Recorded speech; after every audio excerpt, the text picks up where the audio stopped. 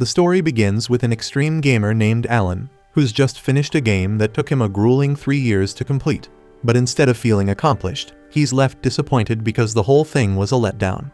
Despite all the time and effort he poured into it, the game never truly challenged him. And what Alan really wants is something that'll push him to the brink. A game so relentlessly difficult it'd take a whole decade just to beat. He's craving a real test, not something you can brute force with enough patience.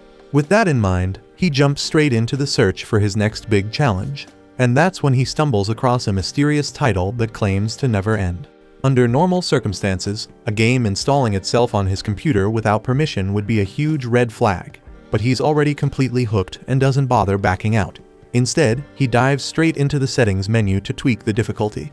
Wanting the experience to be as punishing as possible, he cranks the difficulty all the way up to hell mode and chooses the untested summoner class just to make things even more chaotic. Without reading a thing, he accepts every term and condition. Unfortunately for him, one of those clauses mentions transporting the player to another world, and before he can process it, Alan finds himself reborn as a newborn baby in the middle of the countryside.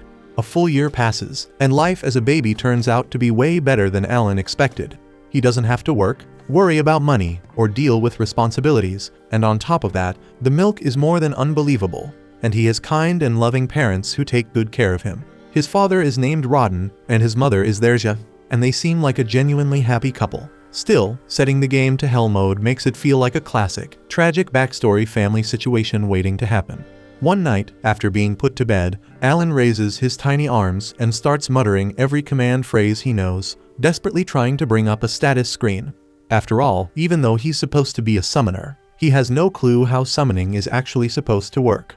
Just before giving up and falling asleep, he decides to try one last time. And this time, something really does appear. Unfortunately, it scares Alan so badly that he starts screaming, causing his parents to rush into the room as soon as they hear him. With no choice, he hides the book for the moment. After checking on him and making sure everything is fine, his parents leave the room. The second they're gone, Alan pulls the book back out.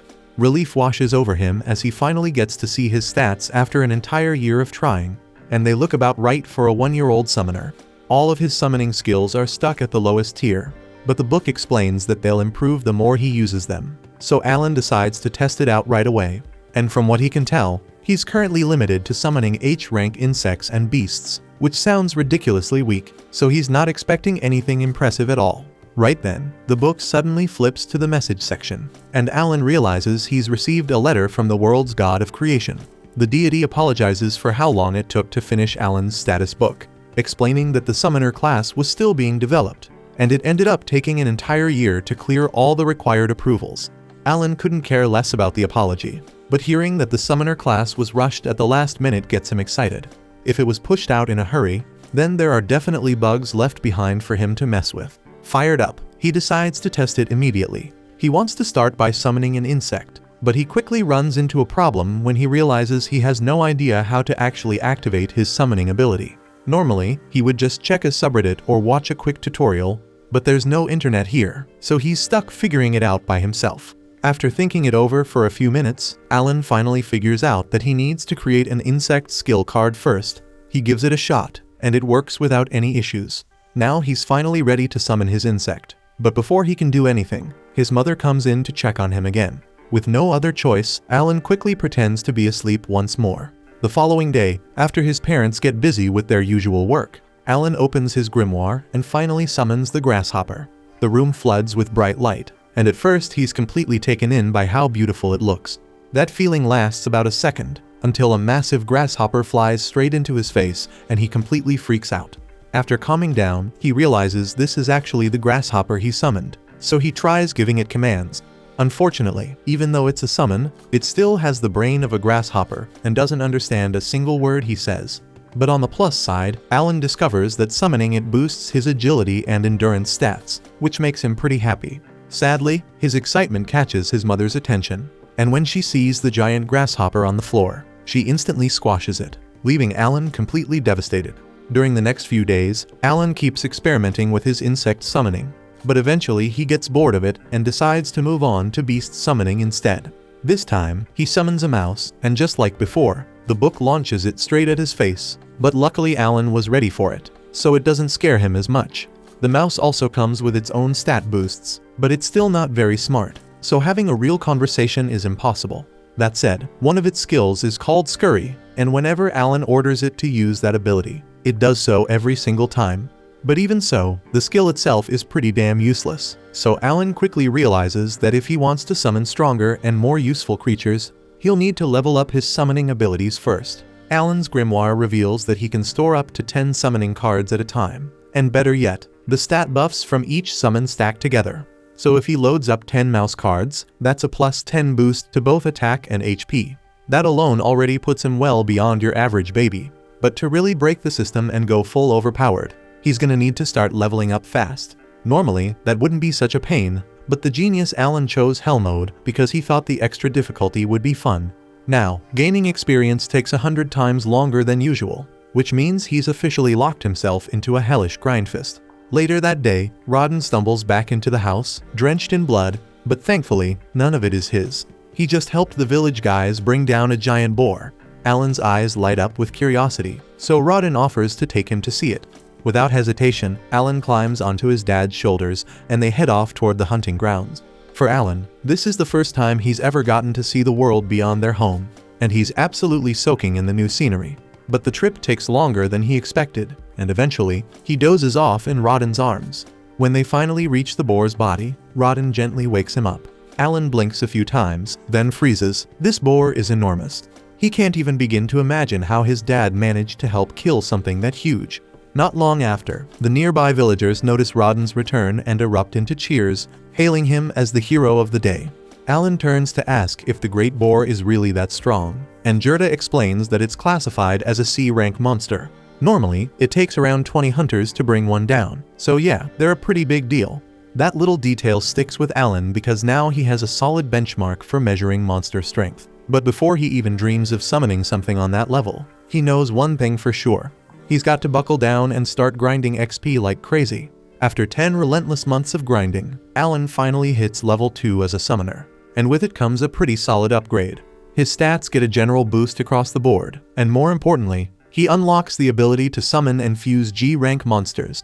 Hype as that is, there's a catch. Fusion costs a hefty chunk of MP, so Alan wolfs down dinner to refill some mana and rushes back to his room, only to be hit with disappointment again. His grimoire lets him know loud and clear that his max MP still isn't high enough to even attempt a fusion, so back to the grind it is. Fast forward to when Alan turns 3, and he finally gets his MP stat to a high enough level to try out his new skill. He opens the fusion section and manages to create his very first G-rank summon, a bird, which he proudly names Chappie. Chappie's main ability is Voice Mimic, which lets it flawlessly copy any voice it hears, perfect for setting traps or messing with enemies. Alan also adds a frog and a mole to his squad, and the frog is pretty useless because all it does is jump up and flash like a living distraction. But the mole is way more useful because it can tear a massive hole in the ground in seconds. Compared to the H-rank summons, these new ones are way more useful, and for the first time, Alan actually feels like he's playing a proper game instead of just grinding in baby mode hell. Still, he's nowhere near strong enough to take on real threats yet. Around this time, Gerda's daughter Krina shows up looking to hang out. Her version of playing involves sparring, and unfortunately for Alan, she's absurdly strong. He even maxes out all his summon buffs to stand a chance, but she still wipes the floor with him like it's nothing, meaning the girl's on another level. By the end of the day, Alan and Krina head home, and there's a surprise waiting for him. Derja is pregnant again. Looks like while Alan was off grinding levels, Rodden and Derja were busy leveling up the family. With Derja now unable to do heavy work, Alan offers to help out with the harvest. After all, with his summon buffs, his physical stats are basically on par with an adult's now. But his parents immediately shoot that down. They tell him he should just stick to small chores and enjoy being a kid for now. Rodden reminds him that real responsibilities will come soon enough, so he should enjoy the peace while it lasts. Alan feels a little let down at first after being told he can't help with the harvest. But then it hits him. Farm work is absolutely brutal. No sane parent would expect their 3-year-old to be out there doing backbreaking labor. Understanding that, he backs off and lets it go. Rodden's relieved to see his son being mature about it, and things settle down, until Derja brings up something odd she noticed. She says she saw Alan in the backyard earlier, throwing rocks at a tree. Curious, she asks what he was up to. Alan brushes it off, claiming it was just self-defense training in case a monster shows up. But truthfully, he was running an experiment, testing whether he could unlock skills outside of summoning just by repeating basic actions. But sadly, that attempt didn't get him anywhere. Rodden, however, is still impressed with Alan's dedication and says he's looking forward to his appraisal ceremony. Alan's never heard of that before, so he asks what it is. Rodden explains that when a child turns 5, they undergo an appraisal to reveal any hidden talents or skills they might possess. And if Alan ends up with a powerful one, he could have a shot at living a wealthy and successful life. As winter arrives, Alan continues experimenting and decides to test how durable his summons are by summoning a grasshopper out in the snow. To his surprise, it manages to survive out there for an entire day, which he considers a win. But that little win quickly turns into a disaster when Krina pops up again, eager for another sparring match. As usual, Alan gets stomped, but while he's busy fighting her off, he totally forgets about his summon. That's when things take a turn. The grasshopper, still active, ends up crawling up Derja's leg, scaring the hell out of her. She trips and falls, dangerous enough on its own, but especially risky since she's pregnant. Rodden rushes over, and though Derja says she's okay, it's clear the fall triggered labor. Whether they're ready or not, the baby's coming now. Rodden quickly tells Krina to go fetch her mom, and once she arrives, she helps Derja through a rushed delivery. By sunrise, the family welcomes a brand new baby boy into the world. Everyone is filled with joy, except Alan, who's left feeling conflicted. He still doesn't understand why a game reincarnated him into this world in the first place. But when he thinks back to his old life in Japan, he realizes there wasn't really much waiting for him there. This new life, unexpected as it is, has given him something far more important. That's why he makes up his mind to keep pushing forward, not just for himself, but to protect the only real family he's ever had. By the time spring rolls around, Alan knows his appraisal ceremony is coming up, so he asks his dad what it's actually like. His father explains that every kid has to go through it once they hit 5 years old, and if Alan ends up with a rare or high-ranking skill, he might just land a shot at the elite path. That said, it's not going to be easy. Competition's pretty fierce this year. A whole bunch of kids are turning 5 at the same time, including Krina. They all make their way to the commoner district where the ceremony is being held. But as they get closer to the church, Alan starts noticing something weird. Most of the other kids look super polished and dressed up, while he's stuck in borderline tatters. Now that he's paying attention, he realizes he's been dressed like this since birth. If that's any indication, his family must be seriously low on the social ladder. Still, it doesn't really bother him much. When they reach the church, everyone gathers outside in front of it. A couple of priests step out, and Alan hears folks in the crowd mocking some of the poorer families. The priests aren't having it though. They shut that talk down fast, reminding everyone that divine blessings don't discriminate. Even a broke farmer's kid could be handed a legendary skill. With that, they usher the crowd inside for the actual ceremony. As Alan steps in, he notices 3 towering statues near the altar. They must represent the deities worshipped in this world. One of them is Elmia, the deity of creation. Come to think of it, Elmia is the same one who sent him that apology message about the delay in developing the summoner class. First up for appraisal is Palomas, the village chief's son. He's told to place his hand on the glowing crystal sphere to reveal his stats. Palomas obeys, and a moment later, the stone wall lights up, displaying his class as a merchant. His father looks pleased with the result, but Alan, on the other hand, was kind of expecting something more dramatic. It's basically the same function as his grimoire, except this version uses letter grades instead of numbers. The process continues, as some kids walk away with impressive talents, while others don't get anything worth mentioning. A few hours pass, and now only 2 are left, Alan and Krina. Krina's turn is up, and she practically sprints over to the crystal with excitement. The second she touches it, the whole thing erupts in a blinding white glow. Her father panics for a second, thinking maybe something's gone wrong, but the priests are just frozen in shock. Turns out, the reading is legit, and Krina just unlocked the Sword Lord class, one of the most powerful titles out there. Her dad is over the moon, but Krina herself doesn't seem to grasp just how big of a deal this is. Alan isn't all that shocked by the announcement because he's been getting his ass handed to him by Krina for years now, so it kind of checks out. But now it's his turn, and the priest tells him to step up to the altar. When he lays his hand on the crystal ball, nothing happens at first, but then there's a sudden flash of light, and the damn thing blasts him backward. Rodden rushes over, making sure Alan's okay, then turns to the priest and asks what talent his son got, since reading isn't exactly his strong suit. Based on how strong the crystal reacted, he's expecting something insane, but instead the priest says that Alan has 0 talent. Alan's stunned. No way, that's right. He knows for damn sure he's got a skill, but when he looks up at the board it confirms it. Every single stat is locked at E rank. He's convinced this whole mess is Elmia's fault for completely botching the summoner class code. Before he can spiral too hard, Rodden wraps his arms around him from behind, trying to soften the blow. He doesn't want Alan to feel crushed about not having a talent. They head home together after that, and despite what happened, nobody treats him any differently. Alan really does appreciate how his family supports him, but deep down, he knows the whole no talent thing is bullshit. His grimoire still works like normal, so he figures the E ranks have more to do with the fact that he's stuck playing on hell mode. All the other kids are the same age as him and probably got evaluated based on their leveling potential. But in Alan's case, since it takes him literally 100 times more XP to gain a level, it makes sense that his stats are stuck in the gutter, even if his real strength is way higher than the board shows. Most folks would have lost their minds over something like this, but Alan isn't some casual noob playing for fun. He lives for the brutal grind.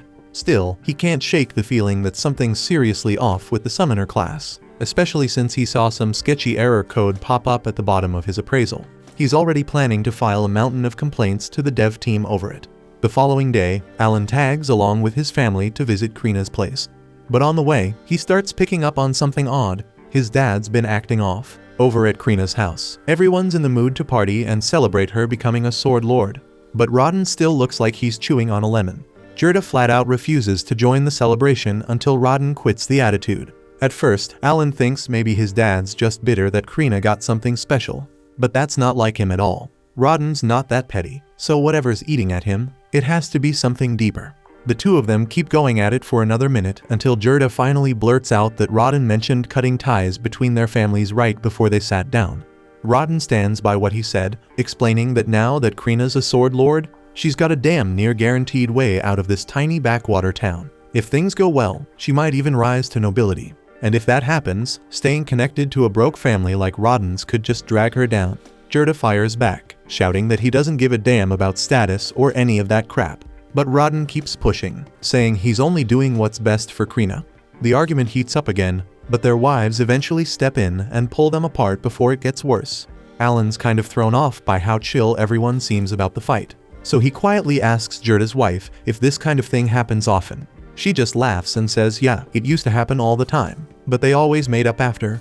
Turns out, the four of them have been close since they were kids, born and raised in the same village. About 10 years back, when word first got out about building a new settlement, they all jumped in together and helped lay the foundations. Gerda and Rodden bonded a ton during that time. Thinking back on it all makes them realize how dumb this argument really is. Not long after, a message comes in that the Night Order has taken an interest in Krina, and they're on their way over. Alan figures the news about her Sword Lord class must have spread like wildfire.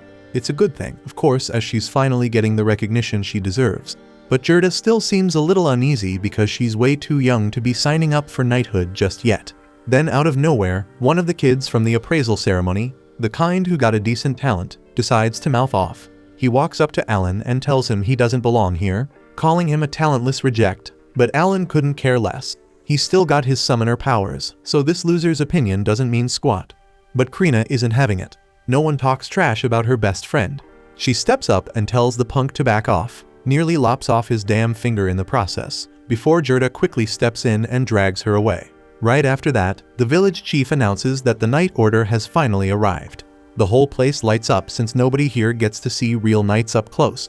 The chief then calls for Gerda and Krina to come meet the knight captain. Krina's practically shaking with excitement, since she's always dreamed of becoming a knight. So meeting the captain in person is like the ultimate wish for her. Alan starts wondering if the knights are planning to take Krina back to the capital for training. But before the knight captain can say anything, Gerda jumps in, saying he can't allow it since she's still just a kid. The captain shrugs it off, saying age doesn't matter. If she's really a sword lord, then she should be more than capable of handling the training.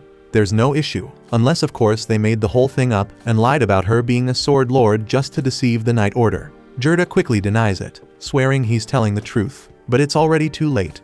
The captain made up his mind, and he orders his vice captain to test Krina in a duel right here, right now, and without hesitating for even a second, the man agrees. Gerda then pleads with the captain to rethink this. He doesn't want his daughter's life on the line over some test, but the captain makes it crystal clear that if Krina refuses to fight, that alone will count as proof that she's a fraud. And if that's the case, not just her, but her entire family will be put to death. One of the knights then hands her a sword. Any normal 5-year-old would have been shaking in their boots by now, but not Krina. The moment she realizes she gets to wield a real weapon, she accepts the duel without hesitation. The crowd clears, and the duel begins. Leibrand steps forward to face her, and Krina doesn't waste a second and charges in at full speed. And from one look, she's swinging a sword twice her size like it's made of paper, and she's actually managing to keep up with Leibrand, forcing him to stay on guard, but he's still handling her without too much trouble. The knight captain watches with a cold stare, clearly not impressed by what he's seen so far. But then Krina blocks one of Leibrand's attacks cleanly and gets ready to counter. Before she can strike though, Leibrand slams his foot into her and sends her flying across the street, crashing straight into a wall. Gerda loses it. The second he sees his daughter tossed like that, he tries to rush in, but the knights slam him down and pin him to the ground. Alan and Rodden try to help, but they get pushed down too. Alan can't believe what he's seeing. This isn't right.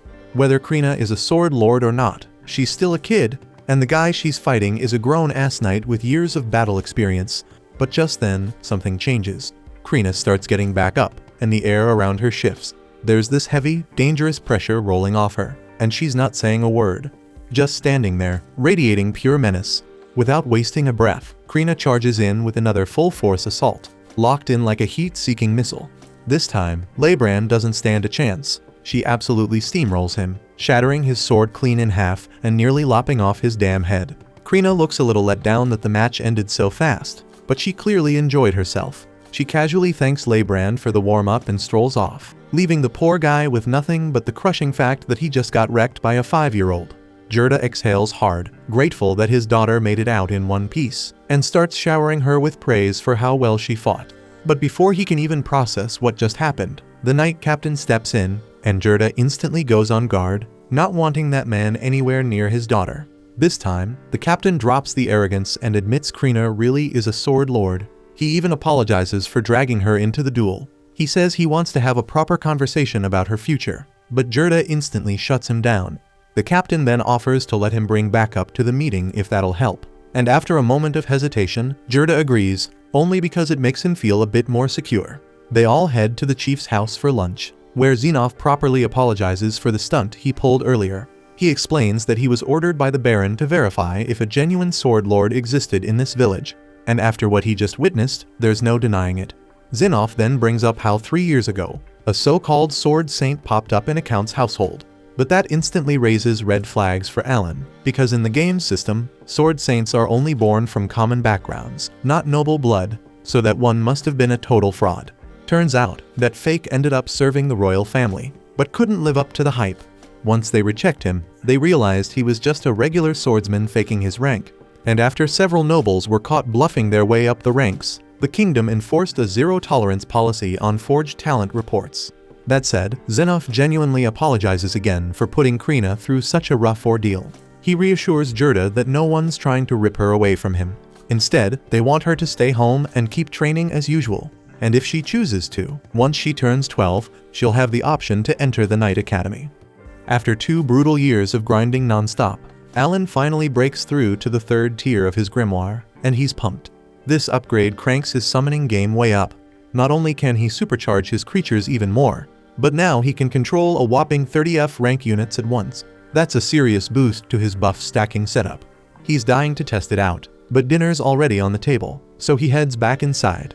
On the home front, life's getting busier. His little brother just hit the 2-year mark, and with their mom pregnant again, there's another baby on the track. While his parents are tossing around baby names, Alan randomly gets a divine message from Elmia, the deity of creation, and ends up blurting the name out loud without thinking. His folks instantly assume he's suggesting they name the baby after a deity, which is totally off limits in this world.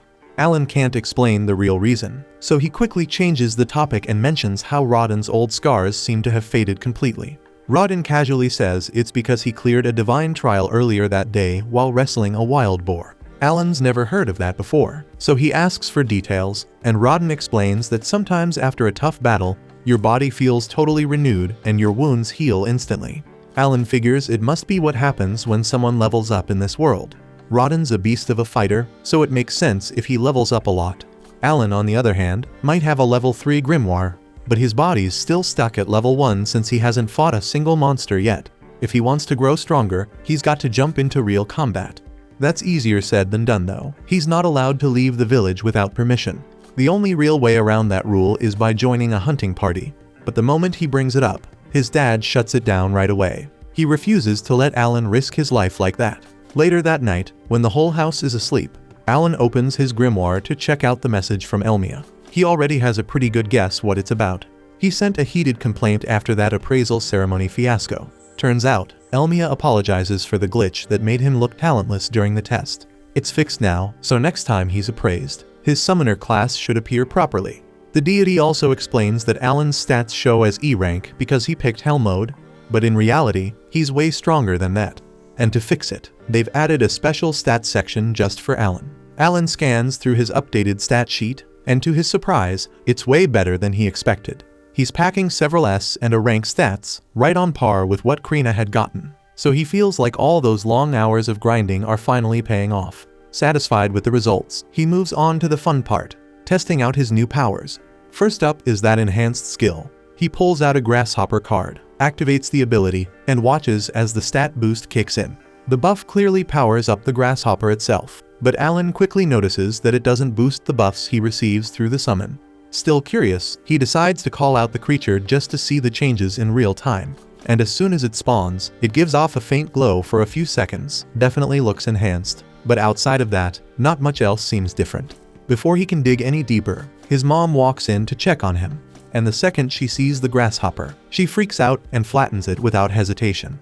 The following day, Rodden gears up for a hunting trip. And while he's out, Alan slips into the backyard to mess around more with his grimoire. He's been trying every card combo he can think of, hoping to unlock a new summon. He's already burned through most of his viable pairs, and this last combo feels like his final shot. Thankfully, the fusion works this time, and he gets a new card, but it's labeled grass, so he's not sure how useful that'll be. On the upside, it seems to come with an MP buff, which means it might help him increase the number of summons he can use in a day. Curious, Alan summons the grass card, and to his utter confusion, an apple creature pops out. It's not built for combat at all, but it does have a weird skill called aroma. So Alan asks it to show him, and the apple sinks into the ground like a seed, then sprouts a small stem, and sure enough, the stem gives off a sweet, pleasant scent. Just as he's trying to figure out what to make of it, his mom pops up again to check on him. Alan panics and tries to get the apple to hide, but it doesn't respond, so his mom ends up spotting the stem. But thankfully, she just assumes it's a regular plant and walks off without another thought. Still, Alan knows this thing's going to need a whole lot more testing before he figures out what it's actually capable of. Later that day, Alan's back at it, sparring with Krina like usual. But even with all his new buffs from leveling up, he still can't land a solid hit. Her strength's just on another level. Still, Krina notices something. Alan's gotten way tougher. That catches him off guard, so he checks his stats and finds out that his sword mastery has already hit level 3, all thanks to their regular training sessions, and he's pumped to see some real progress. Then he remembers, he recently got a dog summon that has a bite attack, and he's itching to try it out. But using it against Krina wouldn't be fair, so he holds off. After training, Alan spends the rest of the afternoon chucking rocks at a tree in the backyard, hoping to trigger some kind of new skill or awakening. So far, it's a total bust, and he's starting to feel like he's just wasting his time. He hasn't had much of a chance to train outside of this either, since he's been busy taking care of his little brother. Mash, who's been tagging along, eventually complains that he's bored of the whole rock throwing routine. Alan apologizes and promises they'll do something else soon, but he just wants to finish a few more throws. While Alan lines up his last tosses, Mash notices something weird near the house. A bunch of saplings growing where there definitely weren't any yesterday. Turns out, that's the aftermath of Alan spamming his apple summons earlier to farm MP boosts, and it worked. Thanks to stacking the buff, Alan's MP recovery time is now down to 5 hours instead of 6, which means he can push his mana output by over 15% every day. It may not be flashy, but it's progress.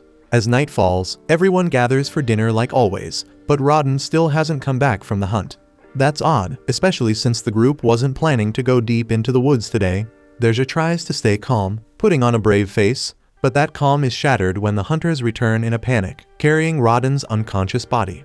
One glance is all it takes to see he's in critical condition. He caught a boar's fang straight to the gut, but they managed to cauterize the wound on the way back, and he's barely hanging on. The only reason he's still breathing is the healing herb they gave him during the trip home. They're just stunned to hear that since they're expensive, and she has no idea how they even got one.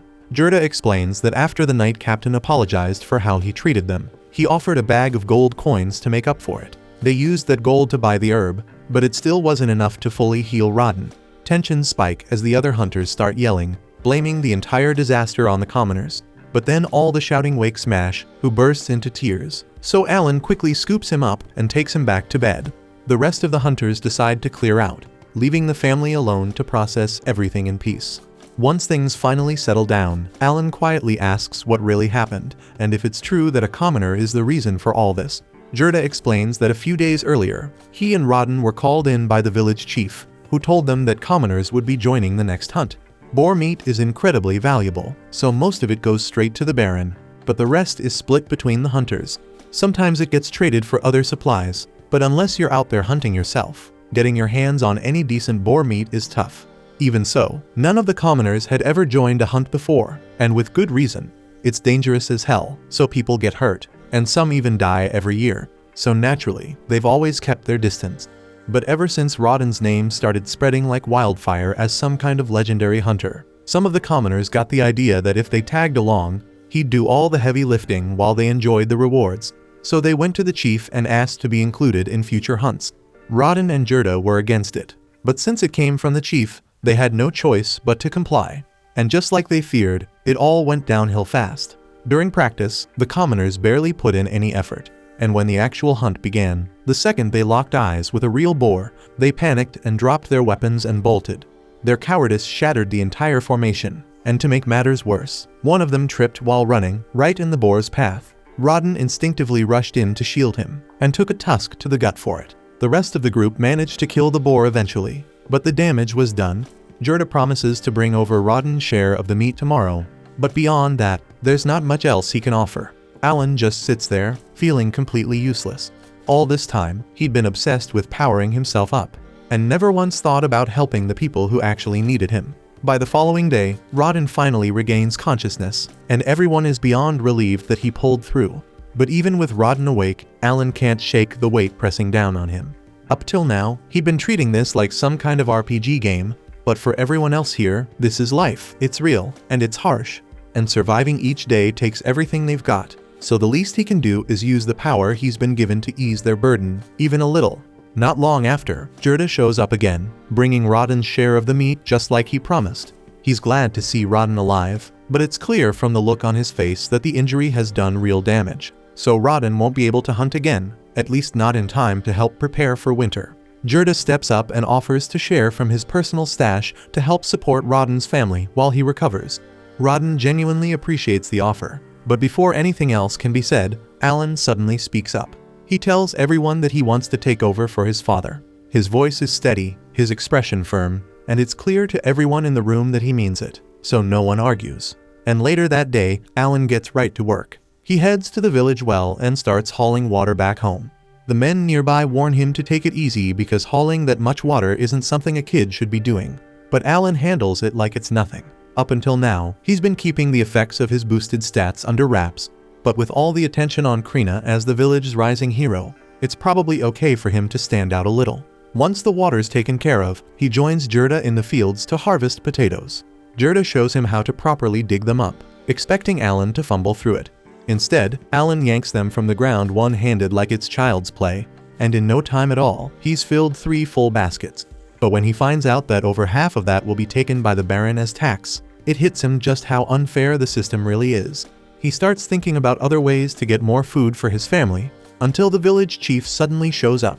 The chief is there to personally apologize to Rodden. He knows the injury happened, at least in part, because of the orders he gave. He wants to make amends, and he's also brought the man responsible for the incident to apologize. The guy clearly isn't a bad person, just someone who panicked and made a mistake, so he accepts full responsibility. Rodden tells him he's not angry, but urges him to think ahead next time, and the man nods, promising not to let something like that happen again. Later on, Alan heads back out to the open fields with a plan forming in his head. He clears out a large patch of space and begins summoning a small army of frogs. Each one uses its provoke skill, which should lure out wild animals like ducks, nothing too dangerous. But instead of ducks, Alan ends up attracting a monster bird. For a split second, he considers running, since it's clearly stronger than he expected. But then he thinks of his family, of the food they need, the help they've lost, and decides to take the risk. And with all the stat boosts he's stacked, he figures he might just have a shot. He dashes in and lands a solid blow to the back of the bird's head before it realizes what's going on. Right after, he summons a pack of dogs to swarm it. The dogs do some solid damage, snapping and clawing at the bird from all sides. But it doesn't take long for the creature to recover and start tearing through them one by one. As each summon goes down, Alan's buffs start fading, leaving him more and more vulnerable. And once the last dog is gone, the monster sets its sights on Alan, who suddenly finds himself in serious danger, face to face with a raging enemy and no backup left. As a last resort, he summons a pair of blood-sucking leeches, which latch onto the Albahiron without hesitation, draining its strength with terrifying speed. The creature starts to stagger, weakened just enough for Alan to get a brief moment to plan his next move. He's nowhere near peak condition since 2 of his summons are already gone and most of his buffs have worn off. But he doesn't lose focus because he's already got the perfect finishing move lined up. Alan then resummons his wolves and gives the signal for all of them, leeches included, to strike together. As they close in, Alan bursts forward alongside them, propelling himself straight at the target and driving his sword with pinpoint force into the Albahiron's head. The hit lands with enough power to drop the beast flat and keep it there for good. A moment later, his grimoire lights up with a message saying he's successfully defeated the Albahiron and earned 100 XP. Seeing that notification pumps him up. He can't help but celebrate for a second, thrilled that the plan worked. Once that rush settles, Alan brings the Albahiron back to his family, and both of them are honestly stunned. They never imagined someone they once thought of as a total pushover could solo a dangerous beast like that. Gerda steps in and offers to help with bleeding the Albahiron properly. Once they've tied the body down, he gives Alan a full breakdown on how to cut and portion the meat correctly. He points out which parts are edible, which ones aren't, and explains the proper method for separating the good cuts. Gerda also mentions that monsters carry magic stones inside them, and by law, any stone found in monsters ranked D or above is subject to taxation. That said, Gerda doesn't seem too worried about it. He figures it's not like poor commoners like them would get much use out of a magic stone anyway. Even so, he's convinced they can negotiate a better deal from the chieftain, especially once they explain that it was Alan who actually did the hunting this time, since Rodden was too injured to go himself. The following morning, they head to the chieftain's office, sticking to their plan to use Rodden's injury as leverage. At first, the chieftain pushes back, saying they should only get the smaller portion, but Gerda and Alan keep pressing, reminding him just how serious Rodden's condition is, and how a kid like Alan had to risk his life just to bring food back. Eventually, the chieftain caves and agrees to give them the larger share, exactly as they hoped. He tells them they can keep all the meat, and he'll only be taking the wings and the magic stones for himself. Still, Alan decides to push things a bit further and asks the chieftain if they'd be allowed to keep making the same kind of deal going forward. Gerda jumps in to back him up, doing everything he can to help persuade the chieftain. After thinking it over for a moment, the chieftain finally gives them the green light and agrees to let them continue under the same terms. After 3 days, Alan heads out again and uses the same strategy to take on 2 more Albahiron. Having already taken one down before, he's feeling a lot more confident now, and it shows. With the help of his leeches, his wolves, and that trusty wooden sword of his, Alan manages to bring down both beasts in record time. Since that first successful hunt, he's been going out every 3 days. But this is the first time he's come back without losing a single summon, and he's honestly thrilled with how well it went. Right on cue, his grimoire flashes and confirms the win. 2 Albahiron down, and 200 XP gained. Even better, it tells him he's officially leveled up and reached level 2. Alan practically explodes with excitement and pulls up his stat window immediately. Sure enough, all of his HP and MP have been fully restored thanks to the level up. But as he looks closer, he notices something strange. His stat increase is only about 60% of what it should be. He doesn't overthink it though. Maybe it's just because he just hit level 2 and the boost hasn't fully kicked in yet. Either way, he's still pumped. All that effort is finally paying off. The more he thinks about it, the more he starts to believe that this could be the trial of the deities that Rodden once mentioned. And honestly, that thought makes him feel incredible. Still, he knows that sooner or later, he's going to have to come clean and tell his family the truth. Afterward, Alan returns home, and Rodden's stunned to see him drag back 2 Albahiron in one go. After that, Alan meets up with Krina for a bit of sword training. But even in the middle of sparring, his mind keeps drifting, thinking about when and how he'll take down more Albahiron. Since it's migration season and there's an abundance of them around, he figures if he stays consistent, he could hit level 3 by taking out around 20 more. That train of thought gets cut short when Krina suddenly smacks him with a solid hit to the head, clearly ending the match in her favor. Alan then admits defeat, and Krina casually waves him off as she walks away. Afterward at night, Alan decides it's finally time to come clean with his parents about how he's been taking down those Albahiron with such ease. But he's well aware he can't just blurt out that he got dragged into some game he found online because his parents would probably think he'd lost his mind. So instead, he crafts a more believable story. He tells them that when he was only a year old, he received an oracle from Elmia, the deity of creation. Alan explains that an oracle is basically a divine blessing that makes someone both smarter and stronger than most people. On top of that, it means he'll be tested with trials that push far beyond what even 100 normal men could endure. Hearing that, Rodden immediately picks up on what's really happening. He already had his suspicions because he noticed that morning that the cut on Alan's face had completely vanished. That alone told him Alan must have already gone through one of the deity's trials. But Derja is still trying to make sense of it all, especially since Alan's appraisal results last year said he had no talent whatsoever. That's when Alan adds another layer to the story. He claims he received a second oracle from Lord Elmia just a few months ago. He explains that his appraisal came out low because the process couldn't account for how slowly his trials would develop. On top of that, he says the system couldn't recognize his talent at the time because it was too new to be properly evaluated. Rodden is floored because it means Alan really does have a talent after all. When he asks what that talent is, Alan says he doesn't actually know. The oracle didn't give him the full answer. It hurts him to lie about it, but he knows he can't tell the truth. Revealing that he's a summoner who can control monsters would freak people out, and there's no way he can say anything about being reborn either. In the end, Derja pulls Alan into a hug, calling him brave and incredible, especially for someone so young to be carrying all this on his shoulders. Rodden then asks what Alan wants to do going forward, and Alan tells him that for now, he just wants to prove he's worthy by completing every trial. Rodden's proud of that answer. But he also reminds Alan not to be afraid to lean on others when things get tough.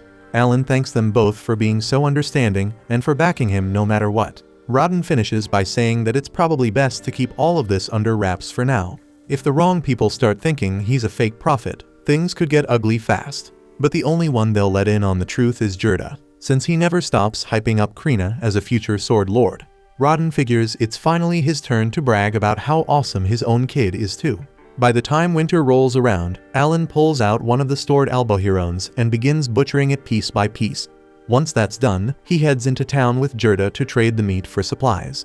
Gerda's already caught wind of the big news that Alan is being chosen and tested by Lord Elmia, and honestly, he's not the least bit shocked. He always had a gut feeling there was something different about that kid. As they travel together, the two of them chat along the way. At one point, Alan brings up the topic of the difference between commoners and serfs. Gerda explains that it mostly comes down to status and taxation. Serfs live under a whole different system, where every adult has to cough up 3 gold coins a year, and each child costs 1. Alan listens carefully and then asks what it would take for a serf to rise up and become a commoner. Gerda tells him it'd require a tribute of 10 gold coins per family member. He also mentions there are whispers about a certain baron occasionally granting commoner status as a reward. But those are just rumors, and no one knows if they're true. Hearing all this, Alan quickly does the math. With his mother expecting another child, that would make them a family of 5, meaning they'd need 50 gold coins to earn their way out of serfdom. Alan spends the rest of the day working trades with Gerda and slowly starts to get a solid feel for how the barter system works. By the time they head back, he's carrying a fat bundle of firewood on his back. Realizing he now has a decent grasp on how town trading operates, he starts thinking about ways to run some market research next time he comes in. When Alan returns to trade on his own, he takes a much more methodical approach. He carefully tracks the barter and market value of every item he sees, recording all of it so he can use that info later. Eventually, he steps into an herbal shop and asks the merchant if there's any kind of medicine that can restore MP. The shopkeeper immediately says no. Those kinds of items are way too pricey for their store to keep in stock. Still, Alan takes his time and scans the shelves full of herbs and medicines. Realizing that documenting all of them by hand would take ages, he focuses hard, and with just his thoughts, his grimoire responds, absorbing the details of every herb in the shop without him having to touch a thing. Following that, Alan asks the shopkeeper if he happens to have any Mueller's flowers in stock. But the merchant's expression instantly shifts, and he gets visibly annoyed the moment Alan mentions that name. He explains that the last time someone asked for one, it turned into a whole mess. Apparently, Gerda stormed into the store, demanding a Mueller's flower because a friend of his was seriously ill. He didn't even pay the full price up front, just promised to settle the rest later. The merchant never got the rest of the payment, and to make things worse, that flower happened to be the last one in stock, so that's what really ticks him off. Hearing all this, Alan quickly pieces it together. Gerda must have rushed in that day to buy the herb that ended up saving Rodden's life after the night he was attacked. If the merchant had flat out refused to sell it, Alan might not even have a father right now. Wanting to show his gratitude, Alan hands over some Albahiron jerky as a thank you gift and sincerely thanks the merchant for his kindness. Then he quietly heads out of the shop. While walking through town, Alan finds himself checking out a few weapon displays when he suddenly bumps into a familiar face. The same kid from the appraisal ceremony with the axe talent, Dagora, and standing beside him is the chieftain's son Pelmoas. Alan knows Dagora's nothing but trouble, so he tries to mind his business and slip away. But Dagora's not having that. He smacks Alan on the head and immediately demands that he become his underling. Alan responds by calmly pulling out his wooden sword and pointing it straight at him. Dagora flinches, calling foul because he doesn't have a weapon. Alan shrugs and tells him he's fine with a fair fight. Dagora can go grab whatever weapon he wants, and Alan will wait. Dagora runs off and returns soon after with a sword, then charges straight at Alan. But Alan dodges with ease, deflecting every swing. Dagora's strikes are heavy, which makes sense for someone with an axe talent, but even with all that muscle, he's got nothing on Krina. Alan decides to end it quickly. He knocks the sword out of Dagora's hand and wins clean.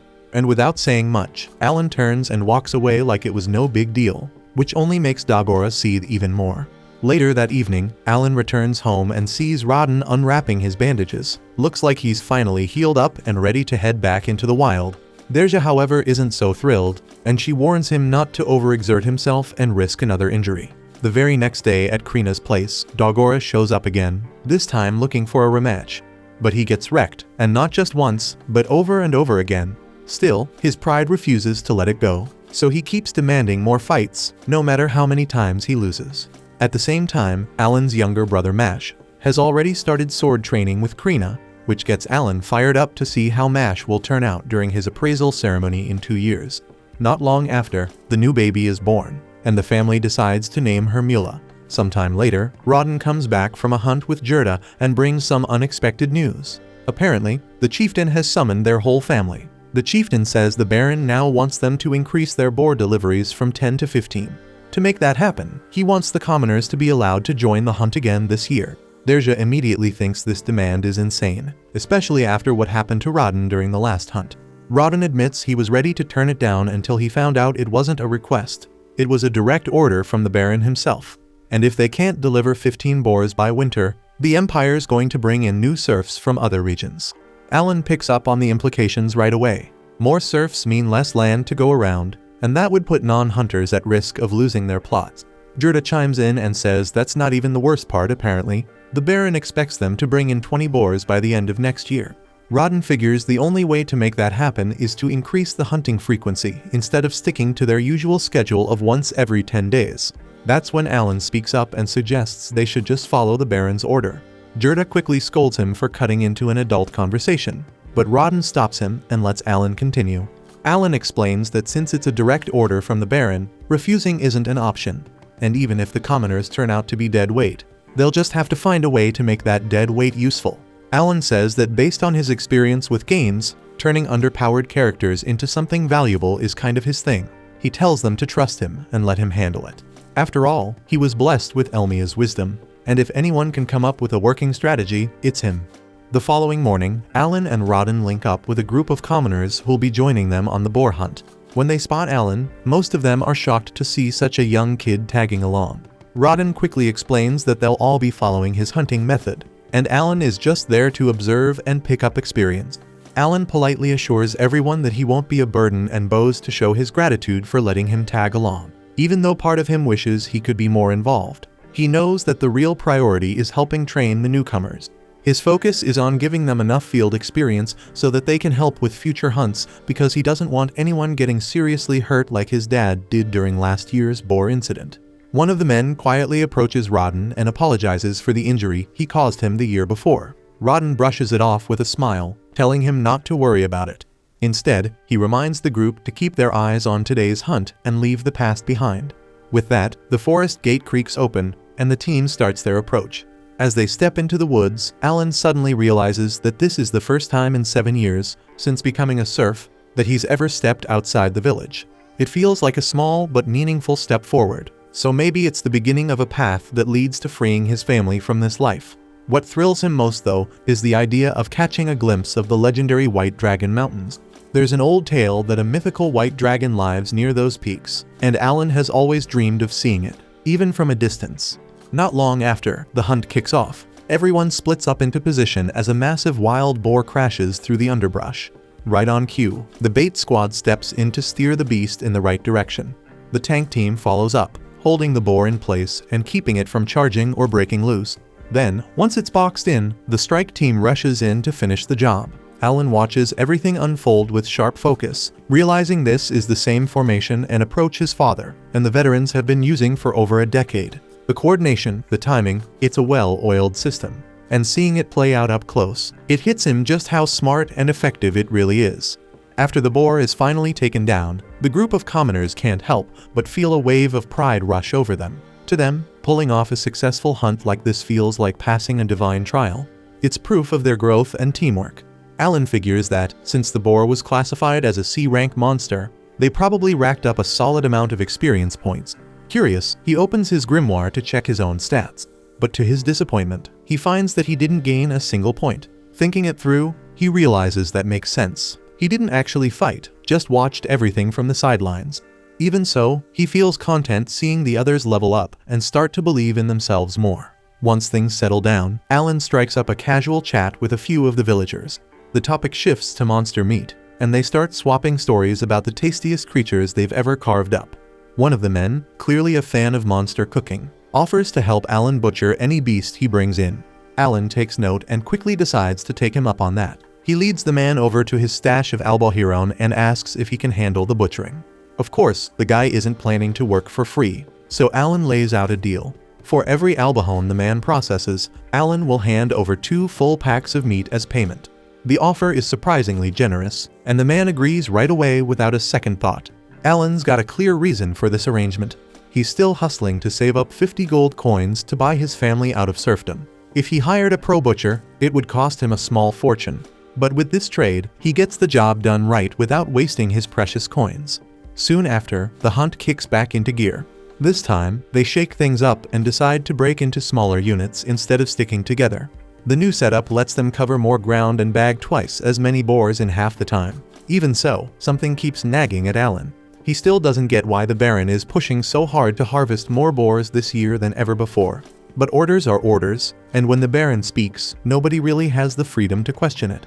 Out of nowhere, one of the boars charges straight at them. Gerda doesn't waste a second and jumps into action, slamming the beast head-on with a crushing blow that instantly takes it down. He then calls out to the rookie hunters, urging them to step in and finish the job. They do just that, and once again, they're filled with pride for pulling off another successful hunt. The previous time, Alan didn't see any changes to his stats, but this time is a totally different story. He checks his status screen and is hit with a wave of joy because his stats have gone up, and he's officially reached level 3. After thinking it over, he figures out how it happened. The trick was simple, but it worked. As long as one of his summoned creatures makes physical contact with the enemy before it dies, the system counts him as part of the fight. Right before the boar went down, Alan summoned Denka, and the boar ended up stepping on him, making contact. That tiny moment was enough for Alan to earn experience, though it came at a cost. Denka was killed in the process, and as Denka's spirit drifts upward, Alan quietly apologizes, but deep down, he knows it was worth it. After 3 months, Alan and Krina are invited to the chieftain's home to celebrate the new year. After the visit, they head back to their own place to properly enjoy the holiday. The table is packed with food, and Gerda and his wife drop by to join the fun. Everyone digs in, laughing and enjoying the cozy vibe. During the meal, Gerda casually asks Alan if the chieftain had said anything about them. Alan nods and explains that the chief made sure to personally thank them for all their hard work. Rodden had expected that they would easily hit the goal of bringing in 20 boars for the year, just like he'd planned. Alan adds that the chieftain was so pleased with how things were going that he gave him a bottle of liquor as a reward. Alan knows full well how much Rodden and Gerda love their drinks, and how rowdy they get once the alcohol kicks in, so he comes up with a sneaky idea to use it as leverage. He proposes a challenge. If he wins, he gets to officially join the next hunt, weapon in hand, and fight like one of the team. But if Rodden and Gerda win, the bottle's all theirs. As soon as Alan lays out the rules, it hits them that they've already walked straight into his trap. But it's too late to back out now. Their craving for the liquor is stronger than their caution, so they agree to go along with it anyway. They ask what kind of contest he has in mind. Alan, keeping a calm expression, says he wants to settle it with an arm wrestling match. Both Rodden and Gerda are stunned that Alan would even suggest something like that shit. To them, it feels obvious that grown men like themselves would be far stronger than a kid his age. Still, with that bottle on the line, they decide to go for it. But what they don't realize is that Alan came prepared. He's been saving up a few strength-boosting cards just for a moment like this. With those in play, he's sure he can go toe-to-toe with even full-grown men like Rodden and Gerda. Gerda steps up first, confident this'll be over in seconds. At first, he doesn't even take Alan seriously. But once they lock hands and the match begins, Gerda's eyes widen as Alan's got way more power than he expected. The kid holds steady, refusing to give an inch. Gerda fights back hard, straining against the pressure. But Alan digs in and eventually slams his hand down to win the round. Impressed, Alan makes a mental note. Gerda's strength stat is probably somewhere between 150 and 200. Then it's Rodden's turn, and from the start, Alan can tell this isn't going to be as easy. Rodden's strength feels like it's in a whole different league. Even with all his buffs, Alan struggles to keep up. But Rodden doesn't even flinch, and he just slowly but surely forces Alan's arm down and takes the win. Sticking to his word, Alan hands over the liquor. Rodden and Gerda accept it with big grins, and not long after, they're all sharing drinks and laughing together. Even though Alan didn't win the right to join the next hunt, the match wasn't a total loss. He gained something just as valuable, a better understanding of where he stands.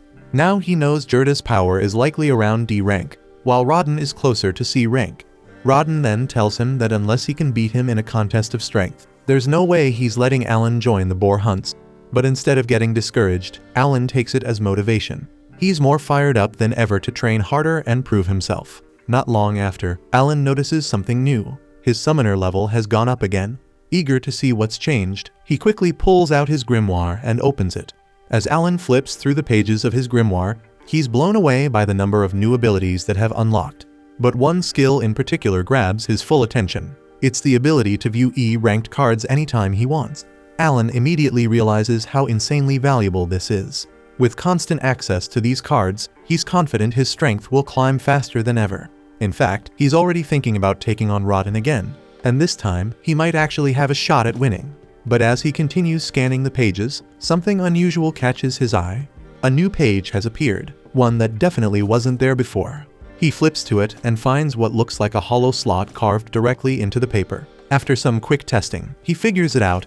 It's a storage ability. He can place items into the grimoire as long as they fit inside the space. Strangely, the interior stretches much deeper than it seems, making the pocket far more useful than its size suggests.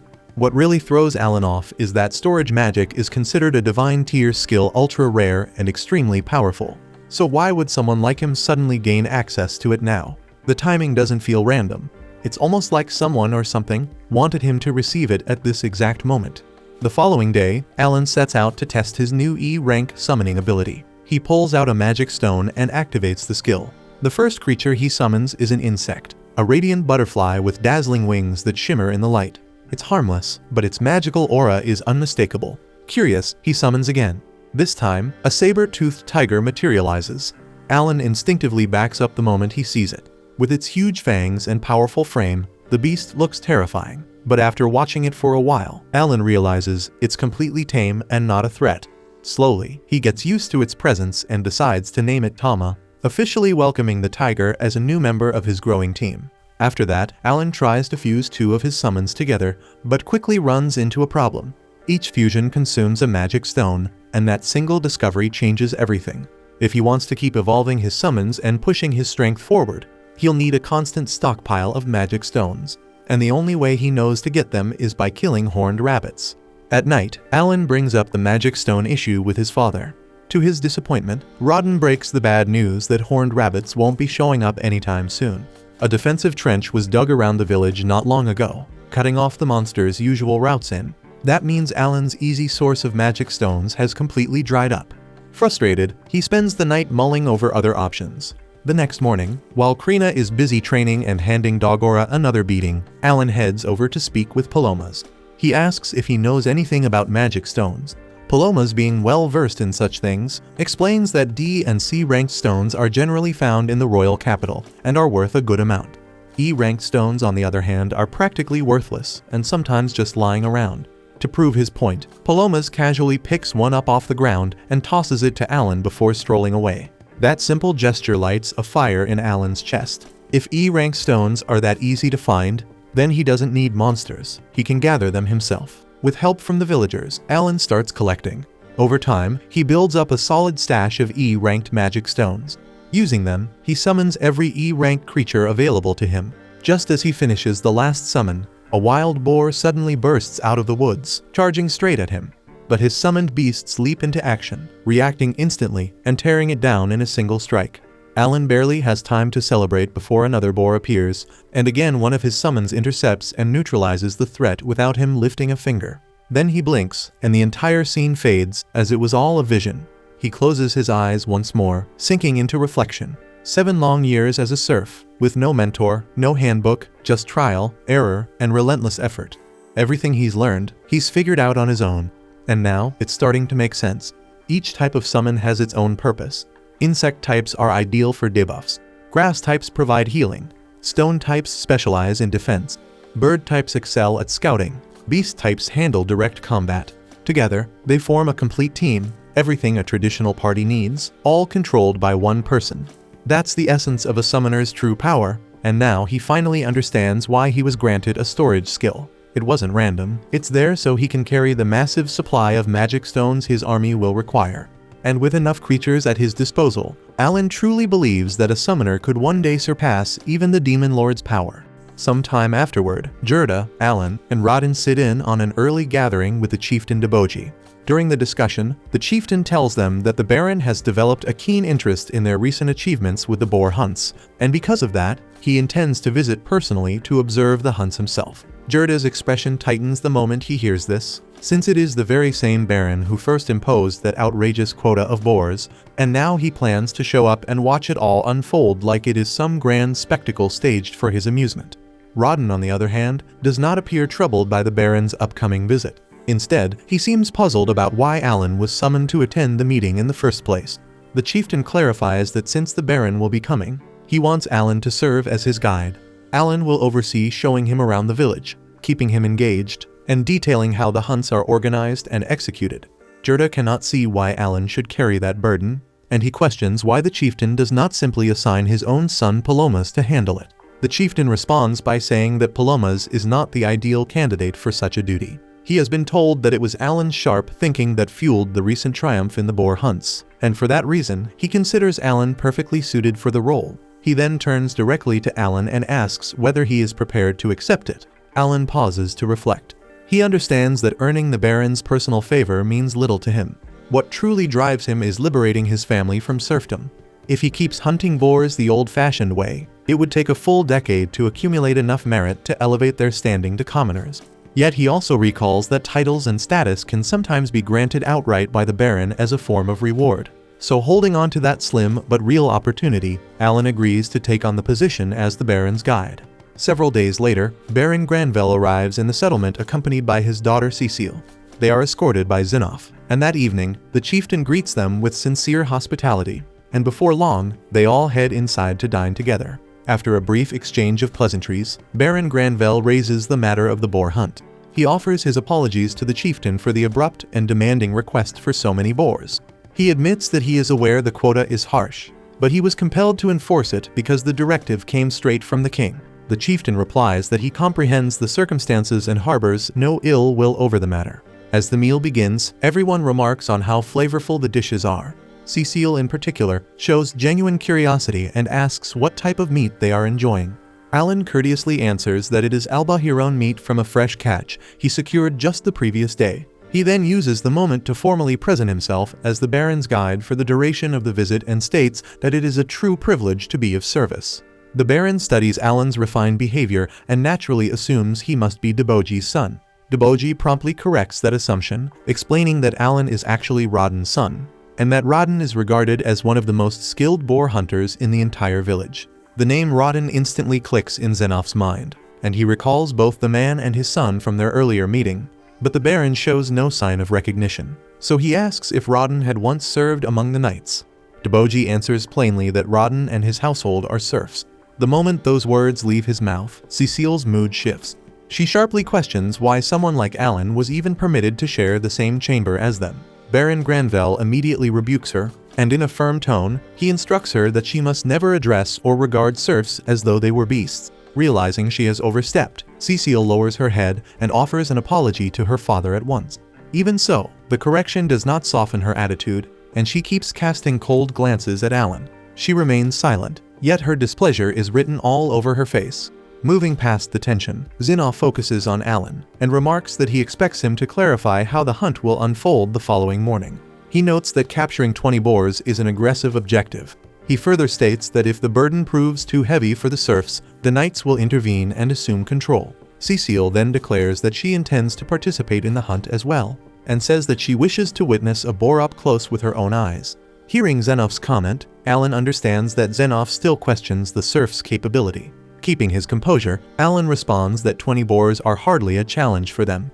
He confidently assures them that the target will be reached without issue, and tomorrow's hunt will stand as undeniable evidence of their competence. The next morning, they proceed into the forest where the operation is planned. Alan, together with Baron Granvelle and his party, takes a seat atop a tall wooden platform constructed well above the ground, and from that vantage point, they are able to observe everything safely and clearly. Before long, the hunters step forward and ready themselves. A few of them sprint into the trees wearing lightweight gear fashioned from boar horns and hides. The tactic is meant to provoke the animals into revealing themselves. The familiar scent and silhouette trigger a reaction, and one boar bursts out from the woods in a furious charge. The defensive unit reacts instantly. They close in with heavy reinforced shields, forming a tight enclosure that restricts the creature's movement. The beast thrashes and pushes, but it cannot breach the wall. Then the assault team advances. Spears drive in from different directions, striking with deliberate precision and steady control to wear it down. And after several calculated thrusts, Rodden steps in and ends it cleanly, plunging his spear deep into the boar's throat. The Baron observes closely, and his expression clearly shows approval. He openly admits that he never anticipated this level of teamwork and precision from them. But then the atmosphere shifts in an instant, as 2 boars explode out of the tree line at once. Seeing that, Xenof immediately assumes the hunters are about to be overrun, so he tells Lebrand to prepare the knights to step in. Yet before the command can be executed, Alan calmly raises his voice and stops him. He says that the hunters have deliberately drilled for moments exactly like this, so there is no cause for alarm. And just as Alan said, the hunters do not lose their composure. They swiftly split into 2 units and replicate the same tactic with discipline and sharp coordination. Each team encircles a boar, locks it down, and attacks in perfect rhythm. And in a matter of seconds, both beasts are brought down cleanly. Cecile witnesses everything from start to finish, and the sight of blood and raw brutality overwhelms her senses, and she collapses from the shock. Not long after, the 2 boars lie motionless, so Granvelle steps forward and surveys the aftermath. He quietly tallies the count and notes that 3 boars have now been slain in total, meaning 17 remain to reach the required 20. However, Alan gently corrects him and explains that before Granvelle even arrived, they had already hunted 7 boars, so in reality, only 10 remain. Granvelle cannot hide his astonishment, so it becomes clear to him that the villagers possess far greater ability than he originally assumed. He even begins to consider that the knights might not be necessary to complete the task at all. As the hunt progresses, Alan informs Granvelle that he has 2 formal requests.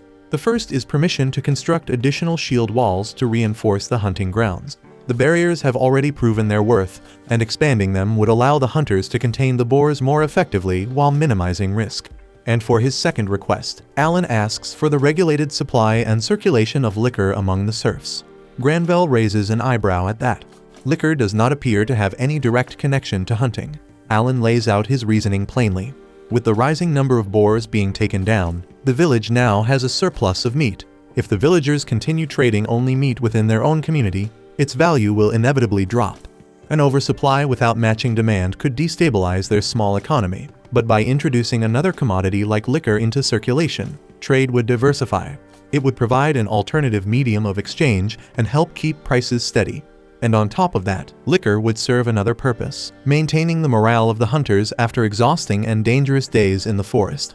Zenoff took a moment to weigh the proposals and ultimately judged them sensible. Granvelle nodded as well, admitting that Alan's reasoning was solid, so he assured him that both requests would be reviewed with approval in mind. He then openly praised Alan's conduct throughout the hunt, pointing out that he had displayed judgment and composure far beyond his age. In Granvelle's eyes, it was obvious that Alan carried remarkable promise for the years ahead. Soon after, it was time for Granvelle and his party to depart. As Cecile climbed onto her horse, she glanced down at Alan and warned him not to let her father's compliments inflate his ego. And with that parting remark, she turned away and rode off beside Sebas the butler. Alan simply stood there watching them disappear down the road. He felt a quiet sense of relief once she was gone and assumed this would likely be the final time their paths ever crossed. But afterward that same day, Alan, Rodden, and Gerda were called forward once more. They knelt respectfully before Granvelle as he spoke to them in a formal tone. He commended their exceptional performance during the hunt and emphasized that their unity and discipline deserved acknowledgement. As a reward for their achievement, he declared that their families would be raised from serf status to that of commoners. When the words reached Alan's ears, he struggled to contain his excitement. For 8 years, he had held on to this hope. Becoming a commoner meant liberty. It meant new doors opening. It meant freedom from the chains that bound him to the restrictions of serf life. He would finally have the right to leave the village and see the wider world. In his heart, he already knew his first destination. The White Dragon Mountains had been calling to him for as long as he could remember. One day, he intended to hunt dragons there, and that ambition had burned quietly inside him for years. Granvelle then shifted to another subject. The king planned to highlight their village as a model for the entire realm. For that reason, he required a detailed account of how the boar hunts had originally come to be. At the mention of this, Rodden's face darkened, so Gerda softly explained that the memory carried painful weight for him and requested permission to speak on his behalf. Granvelle agreed without hesitation, so Gerda began recounting the past. 13 years earlier, nearly 100 serfs from neighboring villages had been relocated to their land. It was part of the Reclamation Decree, a royal order aimed at cultivating unused territory. The settlers labored tirelessly for half a year. They felled trees, tilled the earth, and sowed their first crops. Gradually, their hard work bore fruit. The fields began to thrive, and for the first time, their future appeared bright with possibility. Then everything collapsed in an instant. A gigantic boar stormed out of nowhere and tore straight through the farmland. It trampled the crops they had nurtured for months, reducing the entire harvest to nothing. So all their effort vanished in a single rampage. The blow crushed their spirits, and despair settled over the village. And in that bleak moment, Rodden put forward a daring proposal. Rather than cower in fear of the boars, they would hunt them down. Back then, they possessed no proper weapons or refined equipment. Still, they gathered whatever crude tools they could find and braced themselves. And through unity and sheer resolve, they brought down their very first boar. Once the tale was finished, Granvelle could not understand why Rodden had hesitated to recount it. To him, it sounded like a testament to bravery and grit, something worth taking pride in. Gerda gently clarified that during that initial hunt, one of their companions had lost his life, so the weight of that death had never left Rodden's heart. Gerda admitted he had repeatedly urged Rodden not to shoulder the blame, yet Rodden stubbornly clung to his guilt. Granvelle nodded in understanding and apologized for reopening such a wound. As a gesture of goodwill, he decided to grant Rodden a reward. He invited him to name a wish, promising to fulfill it no matter what it was. The moment Alan heard that, excitement flickered inside him. This felt like an unexpected chance. He figured Rodden might request something modest, perhaps more liquor for the village. Instead, Rodden surprised him. He asked Granvelle to permit Alan to work at the estate. Alan's stomach dropped the second he heard it. That was not the future he had imagined. If he became tied to routine duties at the estate, his ambitions of exploring the world would stall before they even began. Estate work would anchor him in place, delaying every dream he carried. Before Alan could even voice a response, Granvelle told Rodden that Alan's abilities far exceeded that of a mere laborer. Rather than simple estate work, he suggested Alan serve as a personal attendant to the Granvelle family. The role would place him within their household itself, serving them directly. Rodden stood speechless. Such an offer was no small matter. It signified confidence and esteem. Alan would not just be employed there. He would belong to the inner circle of the residents. Cecile's reaction, on the other hand, was far from enthusiastic, and her expression made it obvious she did not approve of the arrangement. Meanwhile, Alan's thoughts spun rapidly as he searched for a way to decline. Freedom mattered to him more than anything, yet when his eyes met his father's, he saw pure pride and happiness shining there. This decision promised stability and advancement for their entire family, so in the end, Alan swallowed his hesitation and agreed to the proposal. The following morning, everything was set in motion for Alan's departure to the Baron's estate. The entire village turned out to send him off. The mood was heavy, especially for his younger brother Mash, and he didn't even try to hold it together, cried openly, and admitted he was going to miss him like hell. His little sister Mula was still too young to grasp what this meant, so she just stood there quietly, watching with wide, calm eyes. Krina felt it too and didn't try to hide that his leaving hit her hard. And as their own way of saying goodbye, they agreed on one last duel, the same way they had settled things countless times before. The villagers formed a wide circle around them, eyes locked on the fight. As the exchange continued, murmurs began spreading through the crowd. Something was different. Alan was gradually taking control. Usually, Krina dominated these matches and came out on top. This time, though, the tide was shifting, and the reason was something Alan had kept secret. He had spent 20 magic stones to create a hawk, and that crafted familiar had sharpened his speed and reflexes dramatically. He moved cleaner, quicker, and more exact than ever, and with that edge, he managed not just to keep up with Krina, but to outpace her. When it ended, Alan stood as the winner. Still, he didn't accept it outright. He called it a draw and told her they would finish it properly next time. Krina smiled at that, clearly eased by his choice of words. Afterward, Dagoro walked up to him without much talk. He simply placed a dagger into Alan's hand as a farewell gift. He didn't say what he was feeling, but it was obvious enough. He avoided looking him in the eye and turned away almost immediately after handing it over. Then there was nothing left but the actual goodbye. The whole village gathered once more as Alan walked beside his parents toward the gates. They reminded him that he was diligent and talented, but warned him not to overwork himself. They told him to lean on others when necessary and to watch over his own well-being. When they reached the entrance, the farewell was short. No dramatic speeches. No drawn-out tears. Everything that mattered was already clear in their faces. Alan then climbed into the Baron's carriage, and as the wheels began rolling and the village started shrinking behind him, he turned for one final look. The houses, the farmland, the familiar silhouettes of people who shaped who he was, all slowly faded into the distance. A tear slipped down his cheek, not just from sorrow, but from release and resolve. He knew this wasn't an ending. It was simply the beginning of something greater. A few days later, Alan steps into his new role as a manservant and makes his way to the Granville estate. And he is instantly taken aback by how massive and stunning the place is. He has never set foot somewhere this refined before, so the whole scene hits him all at once. But his moment of awe doesn't last long because Cecile wastes no time putting him to work, hopping onto his shoulders and treating him like a ladder so she can grab fruit hanging from a tall branch. Alan is seriously irritated and almost shakes her off right then and there. But he forces himself to hold back since his whole family's future rests on him keeping this position, and one wrong move could ruin everything. Once she finally climbs down, she takes a bite of the fruit and instantly pulls a face because it is painfully sour. Right then, an airship glides across the sky above them, and it is the first one Alan has ever seen in person. He is completely stunned since he has only read about airships in books before, so witnessing one with his own eyes fills him with pure excitement and joy. Even though he has barely settled in, he starts to think that working as a manservant might not be as terrible as he once imagined. The following morning, Alan wakes up feeling motivated and ready to handle his responsibilities the right way. He goes downstairs to the servants' quarters, where he is introduced to the head attendant, a relaxed and easygoing man named Rickle. As soon as Alan greets him, Rickle asks how things have been going with Cecile. One glance at Alan's face tells Rickle everything he needs to know. Rickle gives him a sympathetic look and mentions that life would be much simpler if Alan had been assigned as a hall boy instead of a manservant. Still unsure about what separates the two roles, Alan decides to ask him to explain it clearly. Rickle calmly breaks it down, saying that the estate has a clear servant hierarchy divided mainly into senior and junior ranks.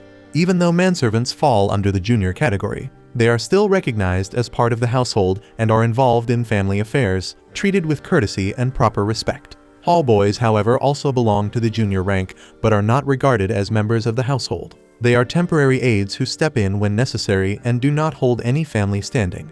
Alan is shocked to discover that certain servants are acknowledged as part of the royal household and take part in its internal matters. After hearing all of that, he finally understands why his father had cried with overwhelming happiness. Granvelle did not simply give him employment. He granted him a place within the family itself, offering him recognition and honor that carry real weight and meaning. Not long after, Alan serves breakfast to the royal family, carefully placing every plate and adjusting each detail to make sure everything suits their taste. The First Lady is instantly impressed by how fast Alan has adapted to his role. She never imagined that someone who used to be a serf could carry himself with such flawless etiquette, sharp awareness, and steady accuracy. Granvelle, noticing how hard Alan is working, casually mentions that Alan does not have a talent, and that immediately grabs Cecile's attention. She jumps at the chance to show off, proudly announcing that she possesses the wizard talent, while her brother Mihai holds the swordsman talent. Granvelle quickly scolds her, firmly reminding her that boasting about talents is unacceptable, which makes Cecile awkwardly correct herself. Soon after, one of Granvelle's children, Thomas, starts crying because he also lacks a talent just like Alan. Granvelle gently comforts him, reassuring him that he will still be able to enroll in the Nobles' College in the royal capital. He explains that he himself was born without a talent, which is why he attended the Nobles' College, and it was there that he met their mother and built his family. Hearing this, Thomas does his best to lift his spirits, encouraged by his father's story and steady reassurance. With the tension gone, Alan enjoys having the afternoon free and decides to wander into town to look around. He is instantly amazed by how much bigger and more developed the town is compared to his small village. While exploring, his gaze lands on the Adventurer Guild, and he quickly heads inside to ask about registering as an adventurer. When he tells the receptionist that he is only 8 years old, she calmly informs him that the minimum age requirement is 12 and shakes her head. Refusing to let that crush his ambition, Alan decides that this will not stop him from chasing his monster hunting goals. He walks over to the notice board and begins gathering information about the monsters nearby, studying the postings closely and paying attention to which creatures appear often, including rumors about the legendary White Dragon. As Alan carefully scans the board, an adventurer named Raven walks up and bluntly tells him to leave, insisting that this is no place for a kid to hang around. Alan nearly steps away, but then realizes this is the perfect chance to learn from someone with real field experience. With a few smart questions and subtle tricks, he manages to draw out valuable details about the monsters listed, including their abilities, behavior patterns, and weaknesses. Just as he wraps up, Raven's teammates show up, making it clear that Alan should get going. He leaves with a quiet sense of satisfaction, confident that he has gathered exactly what he needs to move forward with his next objective. The following day, Alan makes his way to the town gates to head outside, but one of the guards stops him before he can pass. Without hesitation, he shows his servant pass, and once the guard recognizes its authority, he immediately steps aside and swings the gate open. After walking a fair distance, Alan realizes with slight frustration that he has not encountered a single monster, so he decides he will have to actively hunt them down. Acting fast, he summons 5 hawks and sends them soaring out to scout the surrounding area for any trace of monsters. Before long, one of the hawks returns, signaling that it has found something. Following the hawk's direction, Alan soon spots a small band of goblins. He wastes no time and summons 5 saber-toothed tigers, which surge forward and tear through the goblins effortlessly. Alan even lands the finishing strike on one of them by throwing a rock, bursting into laughter at his small but satisfying victory. Wiping out the group rewards him with 1000 XP, and he feels thrilled by how smoothly things are going. He then gathers the magic stones left behind and stores them carefully before ordering the hawks to resume their search for more prey. Not long after, the hawks locate another goblin group, and Alan uses the rest of his summons to eliminate them cleanly. One after another, the monsters fall, and by sunset, Alan has accumulated over 16,000 XP. He jumps with excitement, calling it the greatest day off ever since he leveled up twice. Along with the experience points, he gains powerful buffs for his summons and learns more about magic stones and the behavior patterns of D-rank monsters. Even when night falls, he still feels energized and tells the hawks to find another target. But this time the hawks refuse because the darkness makes it impossible to see clearly. And that is when it hits him that he had been depending on the hawks to guide him back. And now he is completely lost in the forest. But after struggling for a while, he finally manages to find his way home. Roughly a month later, he visits one of the blacksmith shops in town to buy iron balls for hunting. He pays 60 silver coins in total, feeling proud that he has already reached level 12 in such a short time. After spending the day walking around town, Alan eventually returns to the estate and finds Sebas waiting for him. Sebas informs him that Granvelle wants to see him. Alan heads to Granvelle's office, where Granvelle praises him for his flawless work as a servant. Yet he also expresses concern about how Alan spends his days off, pointing out that he always leaves at dawn and does not return until nightfall.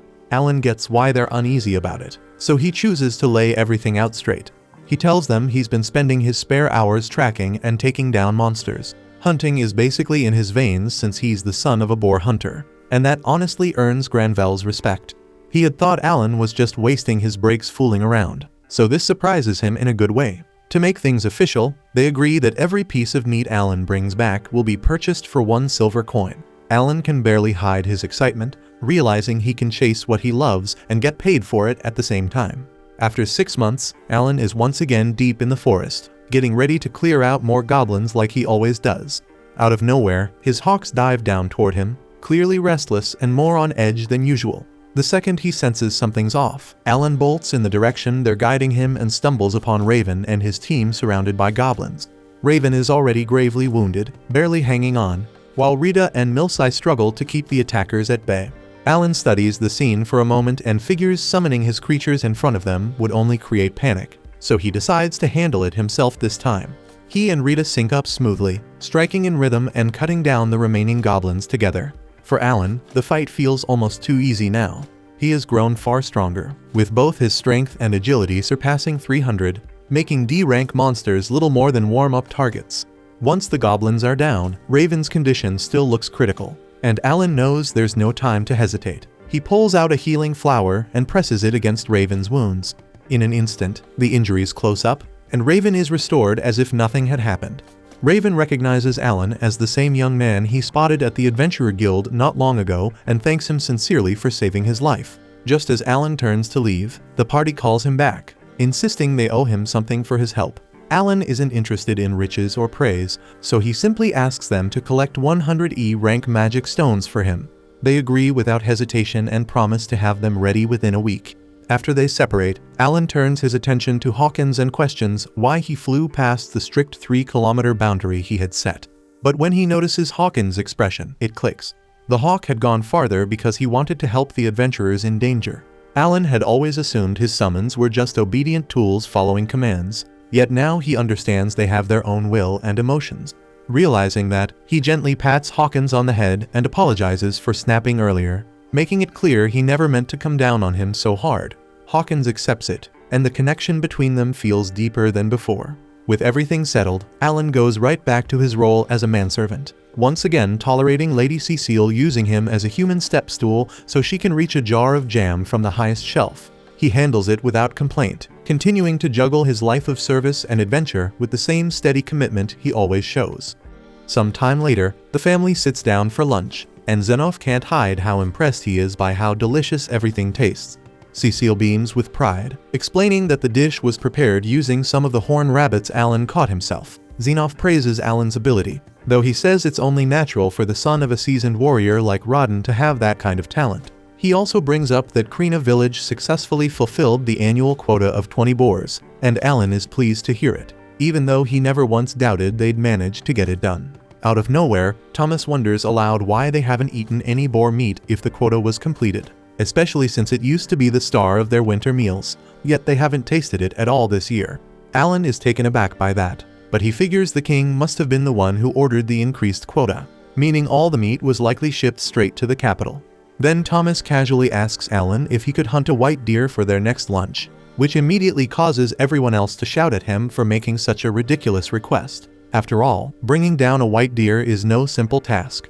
Still, to everyone's disbelief, Alan agrees without a second thought. He's been itching for something more exciting lately, and if a white deer is around C rank, then it shouldn't be much trouble for him. The following morning, Alan ventures into the forest, and after carving out a deep pit in the snow, he dashes off to search for a white deer. When he finally finds one, he summons 4 frogs to serve as bait. Activating their provoke skills, the frogs quickly draw the deer's focus, making it charge straight at them. Just before impact, Alan dismisses the frogs and instantly resummons them somewhere else.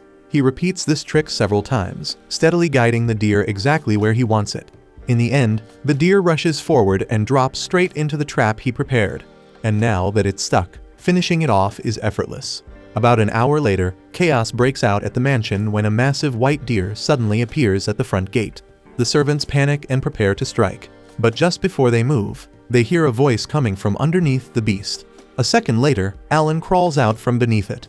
Taking it down had been simple, and the kill rewarded him with over 2000 XP. But dragging the huge thing all the way back alone was a serious hassle. He tells the servants to fetch Thomas since he hunted this deer specifically for him.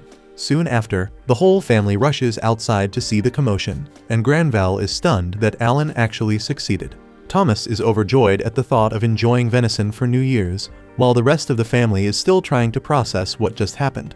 Granville can't help but question whether Alan is truly talentless, because there's no way an ordinary 8-year-old should be able to defeat a C-rank monster solo. With that in mind, he decides Alan needs to be evaluated again as soon as he can. A short time later, Alan is summoned to a meeting with Sibas, where he's told that he's being elevated to the position of huntsman. With this new role, Alan will be responsible for supplying the household with game and standing guard if monsters ever threaten the estate. In return, he'll be paid 100 silver coins each month, which is double what he earns right now.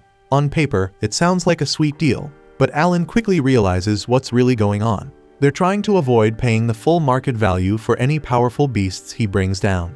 That deer alone was worth more than 100 silver, and handing him a fixed wage is far cheaper than paying for every monster individually. Alan doesn't care too much about missing out on the extra profit as long as he's free to hunt whenever he feels like it. But just as he's about to head out and get started, Sibas stops him. He reminds Alan that he still has his regular responsibilities as Cecile's attendant, meaning he's only permitted to hunt once a week. The news hits hard, and Alan can't hide his disappointment. But complaining would only make him look bad, so he swallows it and accepts the arrangement. Not long after, Alan accompanies Cecile to the harbor to welcome Mihai, who is finally returning home from the academy for a visit. It's the first time Alan has ever seen an airship up close, and he can't help being fascinated by the way it operates. Cecile, on the other hand, couldn't care less about the mechanics, and the moment Mihai steps off, she rushes forward and throws her arms around him, excitedly telling him how much she missed him. She asks why he didn't come back last summer like he promised. Mihai admits he did make that promise, but unforeseen circumstances got in the way, and he sincerely apologizes for letting her down. Alan then steps forward and offers to carry Mihai's luggage, while Cecile introduces him as her personal servant. Mihai comes across as kind and perceptive, and after a single glance at Alan, he recognizes his potential and says so openly. Alan feels relieved that Mihai is level-headed. Dealing with another personality like Cecile's would have been exhausting. Watching the siblings interact so naturally makes him quietly wonder how his own family is doing these days. Later that afternoon, Alan heads out to hunt a few creatures for lunch, and by the time he returns, the kitchen staff are thrilled, praising the freshness and quality of the ingredients and expressing their gratitude for his effort. As he's about to store the meat away, he notices Mihai sparring with Zenoff in the garden. Despite being only 14, Mihai demonstrates impressive skill, especially managing to keep up with someone like Zenoff. Still, the difference in raw power is obvious, and in the end, Mihai is forced to concede defeat. Everyone showers Mihai with praise for how well he performed, but then Cecile spots Alan hauling in his catch for the day, and she immediately compliments him on landing something that impressive. There is no denying it took serious skill to bring down a monster like that, and since they happen to have some spare time, Mihai casually asks Alan if he wants to have a spar as well. Zenoff glances at Granville for approval, and when Granville shows no objection, Zenoff passes Alan his sword so he can step into the match.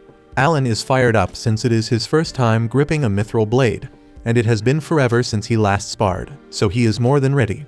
At the moment, his stats are tuned for hunting, not straight-up combat, but with all the recent level gains stacking up, he is confident his current build can handle it. The match kicks off and Alan starts by pulling his strikes, not wanting to injure Mihai. But the instant their swords collide for the first time, Alan understands something. This guy is no joke.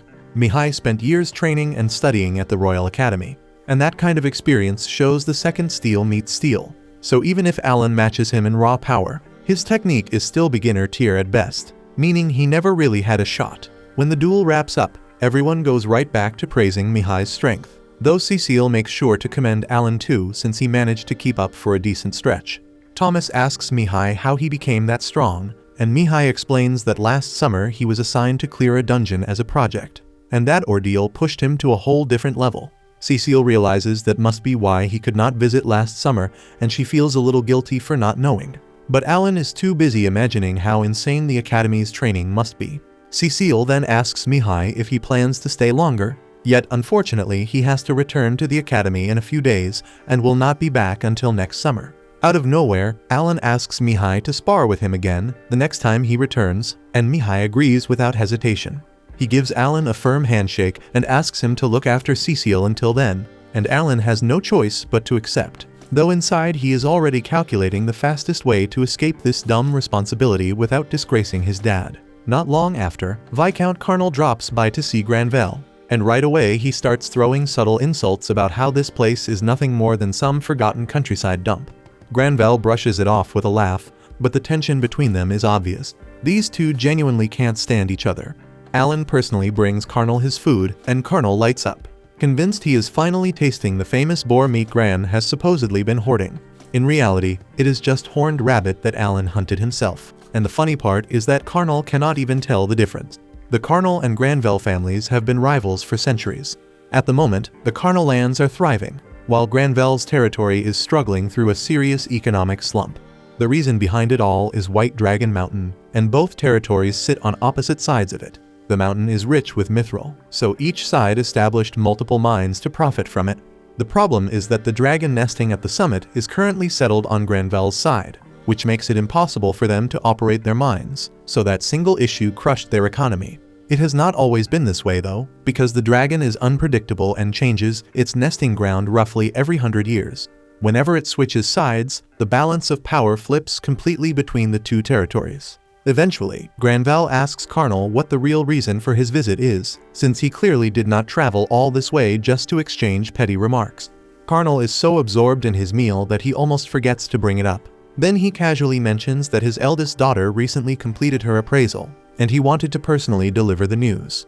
Alan immediately assumes Carnal's daughter must have awakened some extraordinary talent and that he came here to brag about it.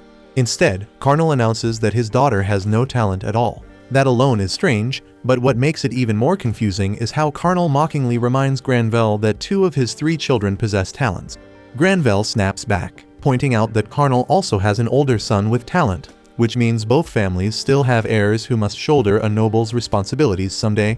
After that tense exchange, Carnal leaves, and Alan is left completely puzzled about what the entire conversation was supposed to accomplish, though he does come to realize that noble life is far less glamorous than he once imagined.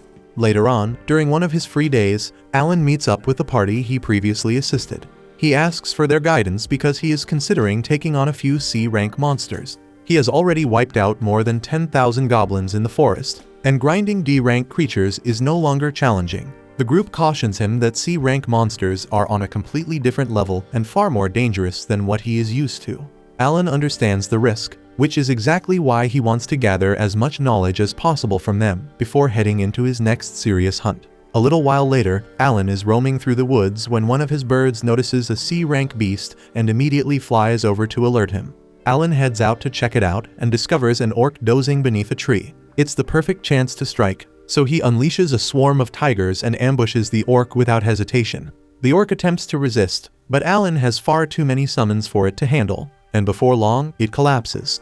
After finishing it off, Alan cuts into the corpse to extract the magic stone. He feels genuinely satisfied for defeating a C-rank monster without setting up a trap beforehand. Still, he quickly reminds himself to stay grounded, because he's nowhere near strong enough to defeat Mihai yet, and getting cocky would be a stupid mistake. Right then, one of his birds signals that another C-rank monster is close by, and this one turns out to be an armored ant. Alan hesitates for a moment since he remembers Raven nearly losing his life to one of those things, but there's no turning back now because the ant has already locked onto him. With no other option, Alan sends in his tigers, yet their claws can't break through the creature's thick shell, forcing him to come up with another plan. He decides to use his butterfly summons to try and put it to sleep. Once the ant flips onto its back, Alan leaps onto its underside and attempts to stab it. But even with his attack power exceeding 400, his blade refuses to pierce through. The ant begins to stir, and Alan panics, repeatedly driving his knife down until he finally cracks the armor and puts it down for good. He's relieved it's over, though it bothers him that despite both being C rank, the ant demanded far more effort than the orc because it's nearly resistant to physical damage. He can't help but think that magic might have made the fight easier, and then it hits him that his intelligence stat is incredibly high, which means maybe he could actually cast spells. To test that theory, he asks Cecile if he can sit in on her magic lesson. During class, he questions the instructor about whether he has the potential to use magic. The teacher produces a magic orb and explains that it will glow if he possesses any magical aptitude. Alan concentrates with everything he's got, but the orb stays dark no matter what he does. He's forced to accept that he has zero magical talent, and it hits him harder than he expected. Seeing how crushed he looks, Cecile feels sorry for him and hands him a cookie, hoping it might lift his spirits.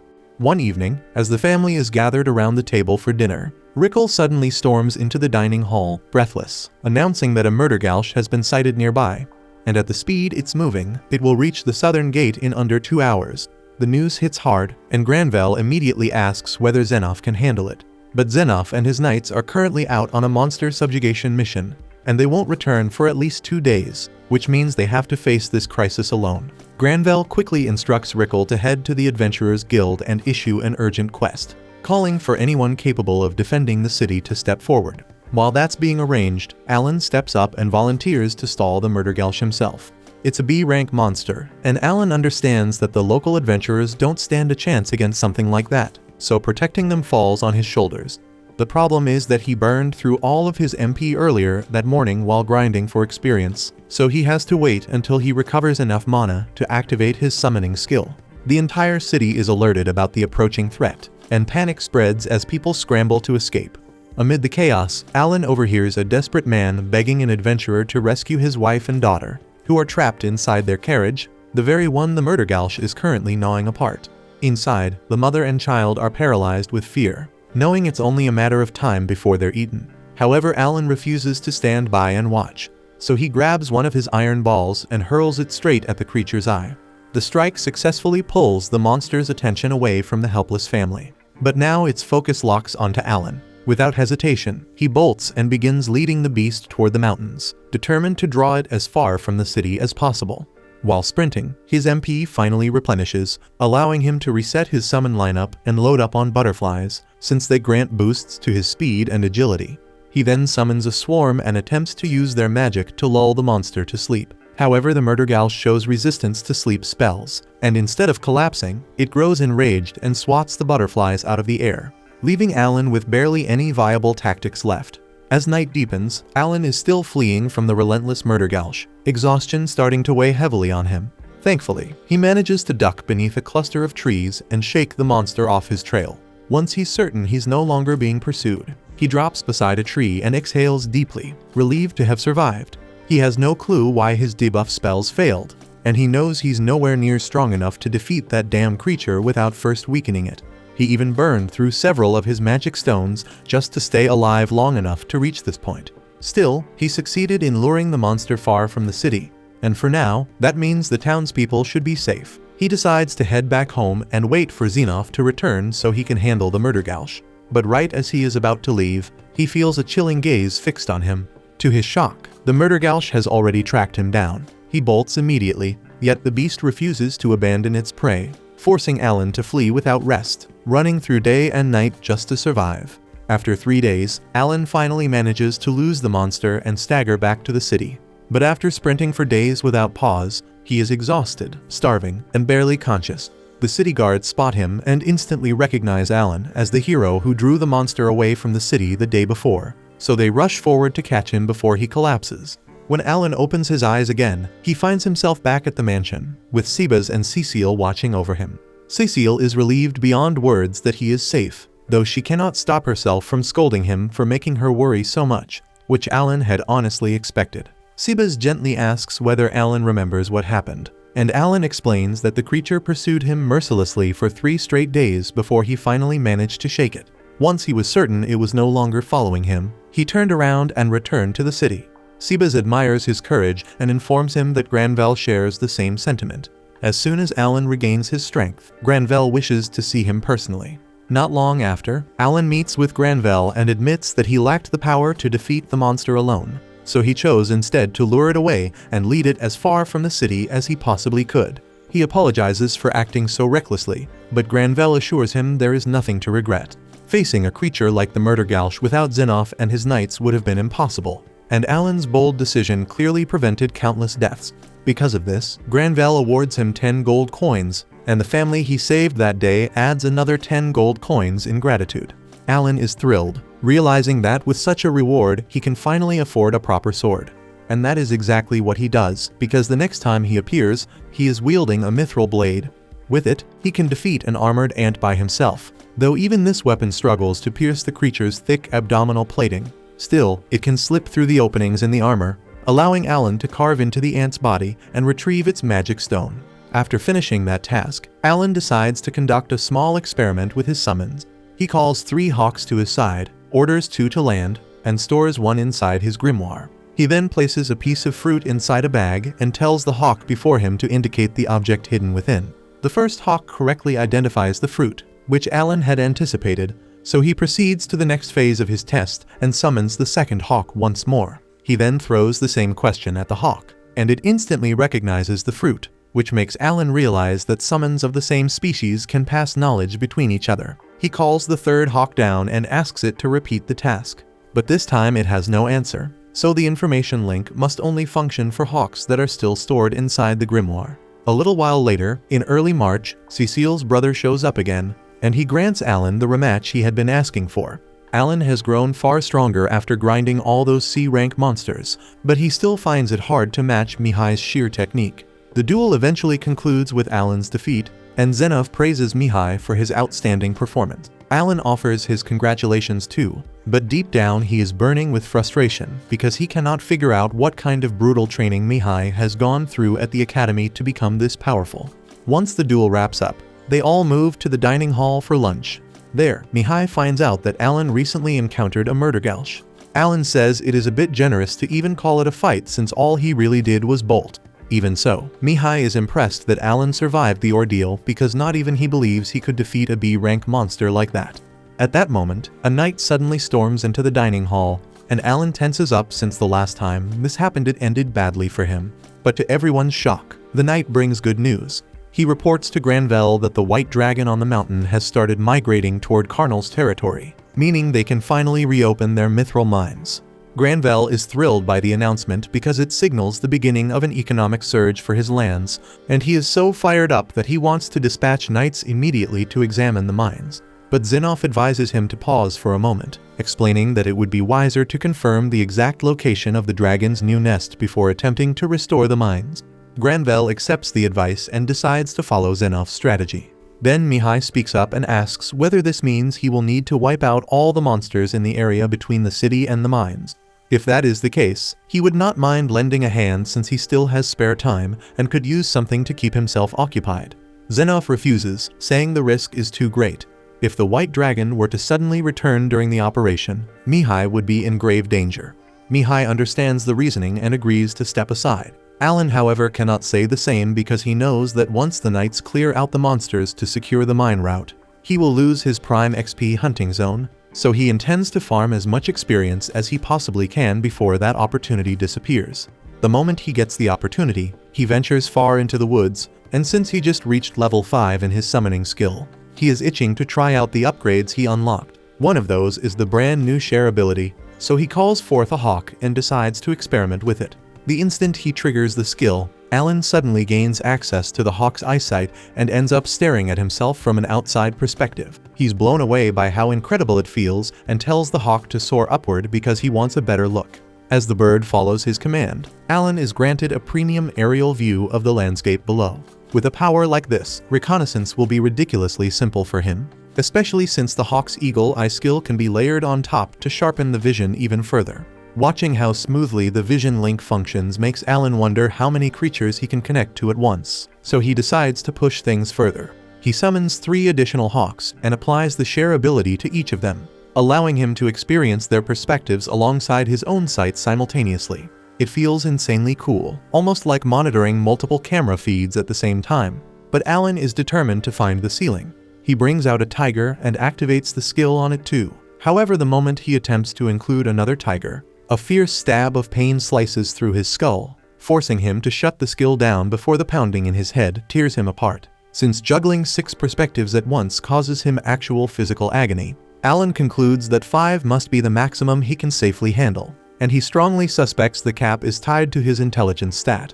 His intelligence currently sits slightly above 1000, so the share ability likely consumes around 200 points for each active viewpoint to prevent overload. Alan originally intended to mess around with his new summons for a while, but now he's far more curious about how much he can raise his intelligence. He calls forth one of his latest summons, an owl, and uses the intellect boost it provides to push his stat beyond 1200. With that increase, he can comfortably manage 6 viewpoints without any strain. Before long, he figures out that if he can observe his summons remotely and issue commands from afar, then he can grind experience points without lifting a damn finger. To confirm the idea, he summons several of his newer creatures and directs them to coordinate against a cluster of armored ants. As expected, they wipe the ants out with ease. Thanks to this setup, Alan won't have to stress about losing his excuse to go hunting, so he gives his summons strict instructions and orders them never to attack human adventurers, even if those adventurers strike first, because he refuses to risk being blamed for killing someone. Once that's settled, he gets ready to exit the forest. But then it hits him that there's another clever way to use shared vision. He dispatches one of his birds all the way back to Krina village to check on everyone, and through its eyes, he sees that life there is peaceful. Krina and the others are practicing. Rodden is tending the crops, and his mother is carefully braiding his little sister's hair. Seeing them again, even through borrowed sight, eases his heart. He intends to return in person someday, but for now, Alan has the bird drop off a gold coin for them before it flies away. Half a year passes, and Xenolf along with his knights have been steadily pushing forward to retake the mines. But sadly, Xenolf reports to Granvelle that the process will drag on far longer than they first believed, because while the mithril mines sat abandoned, they were completely infested with monsters. And to make matters worse, the nearby villages that once functioned as mithril processing sites have also been seized by monsters. So he predicts it will take no less than 3 full years to secure every one of those territories. Granvelle is stunned when he hears this, so he urgently presses Xenolf to finish the job as quickly as possible since waiting that long is out of the question for him. Alan thinks it is somewhat strange that Granvelle is acting this restlessly, but then he overhears Granvelle questioning Xenolf about whether there is any news regarding what Karnal has been doing over the last few months. From what Xenolf understands, Karnal tried to keep the mining going despite the dragon relocating back to his territory. But in the end, the entire crew paid the price because the moment the dragon noticed them, it incinerated them on the spot. It seems doubtful that Karnal can resume his mining activities under the current conditions, yet Granvelle still instructs Xenolf to stay extremely cautious, since no one can predict what kind of scheme Karnal might attempt next. Alan does not fully grasp the details of their conversation, but he honestly is not too concerned, because throughout the last 6 months he has been grinding XP alongside his monsters without pause. And once he reaches the age of 12, he intends to resign from his servant duties and officially sign up as an adventurer. That milestone is still 2 years away, so in the meantime he plans to eliminate as many monsters as possible before the knights wipe them out first. With that goal in mind, the moment he finds an opening, he heads into the forest and tracks down a settlement that has been taken over by goblins. Under normal circumstances, he would keep the goblin camp untouched to allow them to respawn and farm XP more efficiently. But he has seen Goblin Slayer, so he is well aware of the twisted things goblins are capable of out there. If he does not put a stop to them himself, they will only end up harming more innocent people later, which is why he refuses to show even the slightest restraint. He calls forth his bear summons to seal every exit around the village and traps the goblins within. And once there is absolutely nowhere left for them to escape, the bears tear into them without mercy. Before long, the Goblin King steps forward to confront him. Under normal circumstances, this would count as a boss encounter, but Alan and his summons are far too overleveled for it to pose any real threat. So within a few short minutes, every goblin in the vicinity is wiped out, and by the time it is over, Alan racks up nearly 50,000 XP, and he intends to hunt down and obliterate every goblin camp across the region, meaning his XP gains are only going to skyrocket from here. After some time, Mihai finishes his studies at the academy, which means it's time for him to come back and stay with his family. But to Alan's surprise, the very first thing Mihai does after stepping off the airship is challenge him to a full-on duel with no restrictions. Alan has no real reason to turn him down, so he accepts without hesitation. Once they return home, The two of them take their positions across from each other. Alan decides he is not going to hold back, so he dumps every one of his stat boosts into speed and power. The instant the duel starts, he bursts forward and closes the gap between them. Mihai is genuinely stunned by how much faster Alan has become compared to the last time they crossed blades. Even so, despite Alan's growth, Mihai still manages to stand firm because he holds the edge in raw strength and refined technique. Alan pushes himself to keep up the pressure, but before long Mihai deftly knocks the weapon from his hand. And just like that, Alan loses again. Alan takes the loss without complaint, and as he lifts his hand to congratulate Mihai, Mihai quietly walks past him and makes his way to Granvel instead. Granvel tells him how proud he is to see the man Mihai has become during his years at the academy. He calls him the pride of the Granvel household, which only makes what comes next even more painful. Mihai then approaches Cecile and Thomas and gently tells them he has unfortunate news. He explains that he must carry out the obligation expected of a noble, which means he will be leaving for quite some time. Cecile's face falls at that, and she asks Mihai what exactly he will be doing, but he cannot reveal the details. All he can promise is that he will return in 3 years. Knowing Mihai will be gone for that long only deepens Cecile's disappointment, because she had been looking forward to being around him again. Alan does not fully understand what is happening, but from what he can gather, this so-called noble duty must be some harsh responsibility that every talented noble is required to shoulder once they reach a certain age. The following morning arrives, and Mihai prepares to depart to fulfill that obligation. After bidding farewell to his family, he walks toward his carriage. Just before stepping inside, he leans closer to Alan and quietly asks him to look after Cecile while he is away, and Alan agrees almost without thinking, and with that, Mihai leaves. Alan feels a bit curious about what this noble duty truly involves, but not enough to start digging into matters that are clearly meant to stay hidden, so he lets the thought fade. A year passes, and Alan has achieved noticeable success in his mission to wipe out every goblin camp scattered throughout the forest. With most of them gone, he shifts his focus toward clearing out the orc camps next. Orcs are tougher than goblins, but overall, they still do not pose a serious threat to Alan and his summons. The group works together smoothly to counter the orcs' assaults. Alan cannot help feeling satisfied with how efficiently everything is unfolding, though he does wish there was some way to measure how much vitality his summons still had remaining. They may be capable of fighting endlessly without fatigue, but once the damage they sustain crosses a certain limit, they vanish instantly without any warning. In a situation like this, it is not a major setback since Alan can simply call forth more creatures if needed. The fight appears to be swinging in Alan's favor, but out of nowhere he catches sight of a spell tearing straight toward him. So he reacts fast and orders his 2 knights to shield him. They manage to intercept the blast, yet Alan is left wondering where the hell that magic even came from. So he glances behind and locks onto 3 orcs gripping enchanted scepters. This is the first time Alan has faced enemies who can actually cast spells, and he has to admit, it's a nightmare. Those fireballs hit hard as hell, and if the orcs keep raining them down, it's only a matter of time before his entire force gets wiped out. That's not happening, so he pulls out a steel sphere and whips it straight at one of them, punching a brutal hole clean through the orc's skull. Alan feels a surge of satisfaction realizing he can one-shot these clowns, but before he can launch a second steel ball, he notices the remaining orcs ducking behind rocks to avoid getting blown apart, so maybe they're not as brainless as he first assumed. Then one of the orc casters bolts over to the Orc King to report what's happening, and at the same time outside, the full might of the orc horde starts crashing down on Alan's position. There are way more of them than he anticipated, but after that goblin slaughter he's stocked up on a ridiculous number of high-grade magic stones, enough to summon 20,000 bears if he really feels like it. And that's exactly why he's convinced victory is just a matter of time. However, right when Alan begins to stabilize the battlefield, the Orc King himself steps forward. This one's a B-rank monster, which means this fight just escalated into something serious. Alan tests the waters by sending 2 bears at it, but the Orc King slices both apart with a single devastating swing. That's when Alan realizes he may have badly misjudged what a B-rank creature is capable of, so he tries flooding it with more bears in hopes of burying it under sheer numbers.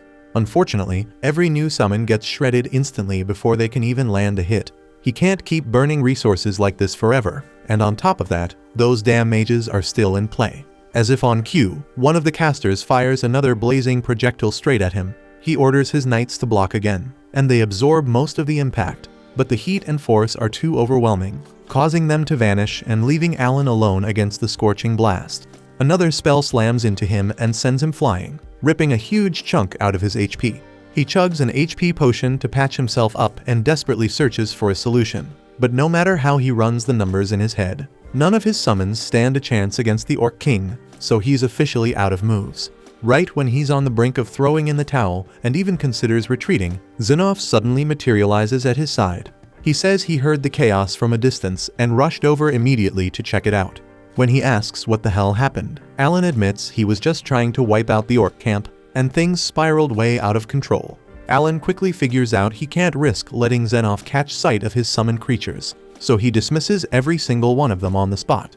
Honestly, that probably makes him look even sketchier, and he has zero clue how he's supposed to justify any of it without exposing himself. But unexpectedly, Xenoph doesn't press him about the summons at all. Instead, he calmly states that he'll deal with the Orc King personally. At the same time, he orders Vice Captain Leibrand to take care of the Orc mages. Xenoph steps forward to confront the Orc King, and the towering brute brings its weapon crashing down at him. Xenoph blocks the strike with effortless precision, his expression never shifting. Alan can't believe Xenoph is trading blows with something nearly twice his size like it's nothing. But Leibrand casually explains that this level of combat is hardly even exercise for Xenoph. The man has a reputation for overwhelming strength. Leibrand then turns his attention to the Orc mages before they get another spell off. Once he pinpoints their location, he activates his unique technique and fires a razor-sharp thrust that punches through one mage so brutally it looks like a botched surgery. He proceeds to eliminate the remaining mages and cuts down the rest of the Orc troops with the same ruthless efficiency. Meanwhile, Xenoph wastes no time and cleaves the Orc King cleanly in two within seconds. That night, Alan returns to camp and sits down with Xenoph for dinner. During the meal, Xenoph brings up how, not long after Alan entered service under the Granvelle estate, reports started surfacing about monster corpses scattered throughout the forest. It didn't take much effort to guess who might be behind it. Considering Alan's obvious skill, Xenoph concludes he was never truly untalented. Alan immediately senses that his secret is unraveling, especially when Xenoph directly asks whether the creatures he was commanding are tied to his abilities.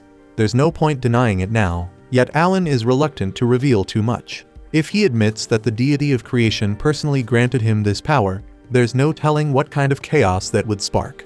After some time, Alan is back at the mansion when a squad of royal envoys arrives. The entire household gathers to learn their purpose, but to Granvelle's shock, the messengers hand over Mihai's diary and announce that his son has fallen. Granvelle refuses to accept it. Only 6 months have passed, so Mihai shouldn't have perished this quickly, unless he was deliberately used as expendable bait due to being the son of a minor noble. The envoys show no sympathy and leave without another word, still burdened with similar grim news for other families. The room is left in crushing silence, with Cecile especially shattered by the thought that her brother is truly gone. The mansion spends the entire day grieving Mihai, as he was cherished by all of them. They curse the cruelty of sending a 15-year-old into such a merciless fate. Yet this has long been tradition. Periodically, noble families are required to offer one of their gifted children into service, and far too often, those children never return. Cecile can't endure that bitter truth, so when no one is paying attention, she slips out through her window and runs off, throwing the estate into frantic chaos as everyone scrambles to find her, so Alan has to track her down before disaster strikes. That concludes this episode. Thank you for watching. If you want to see the next part, be sure to subscribe to the channel and turn on the notification bell.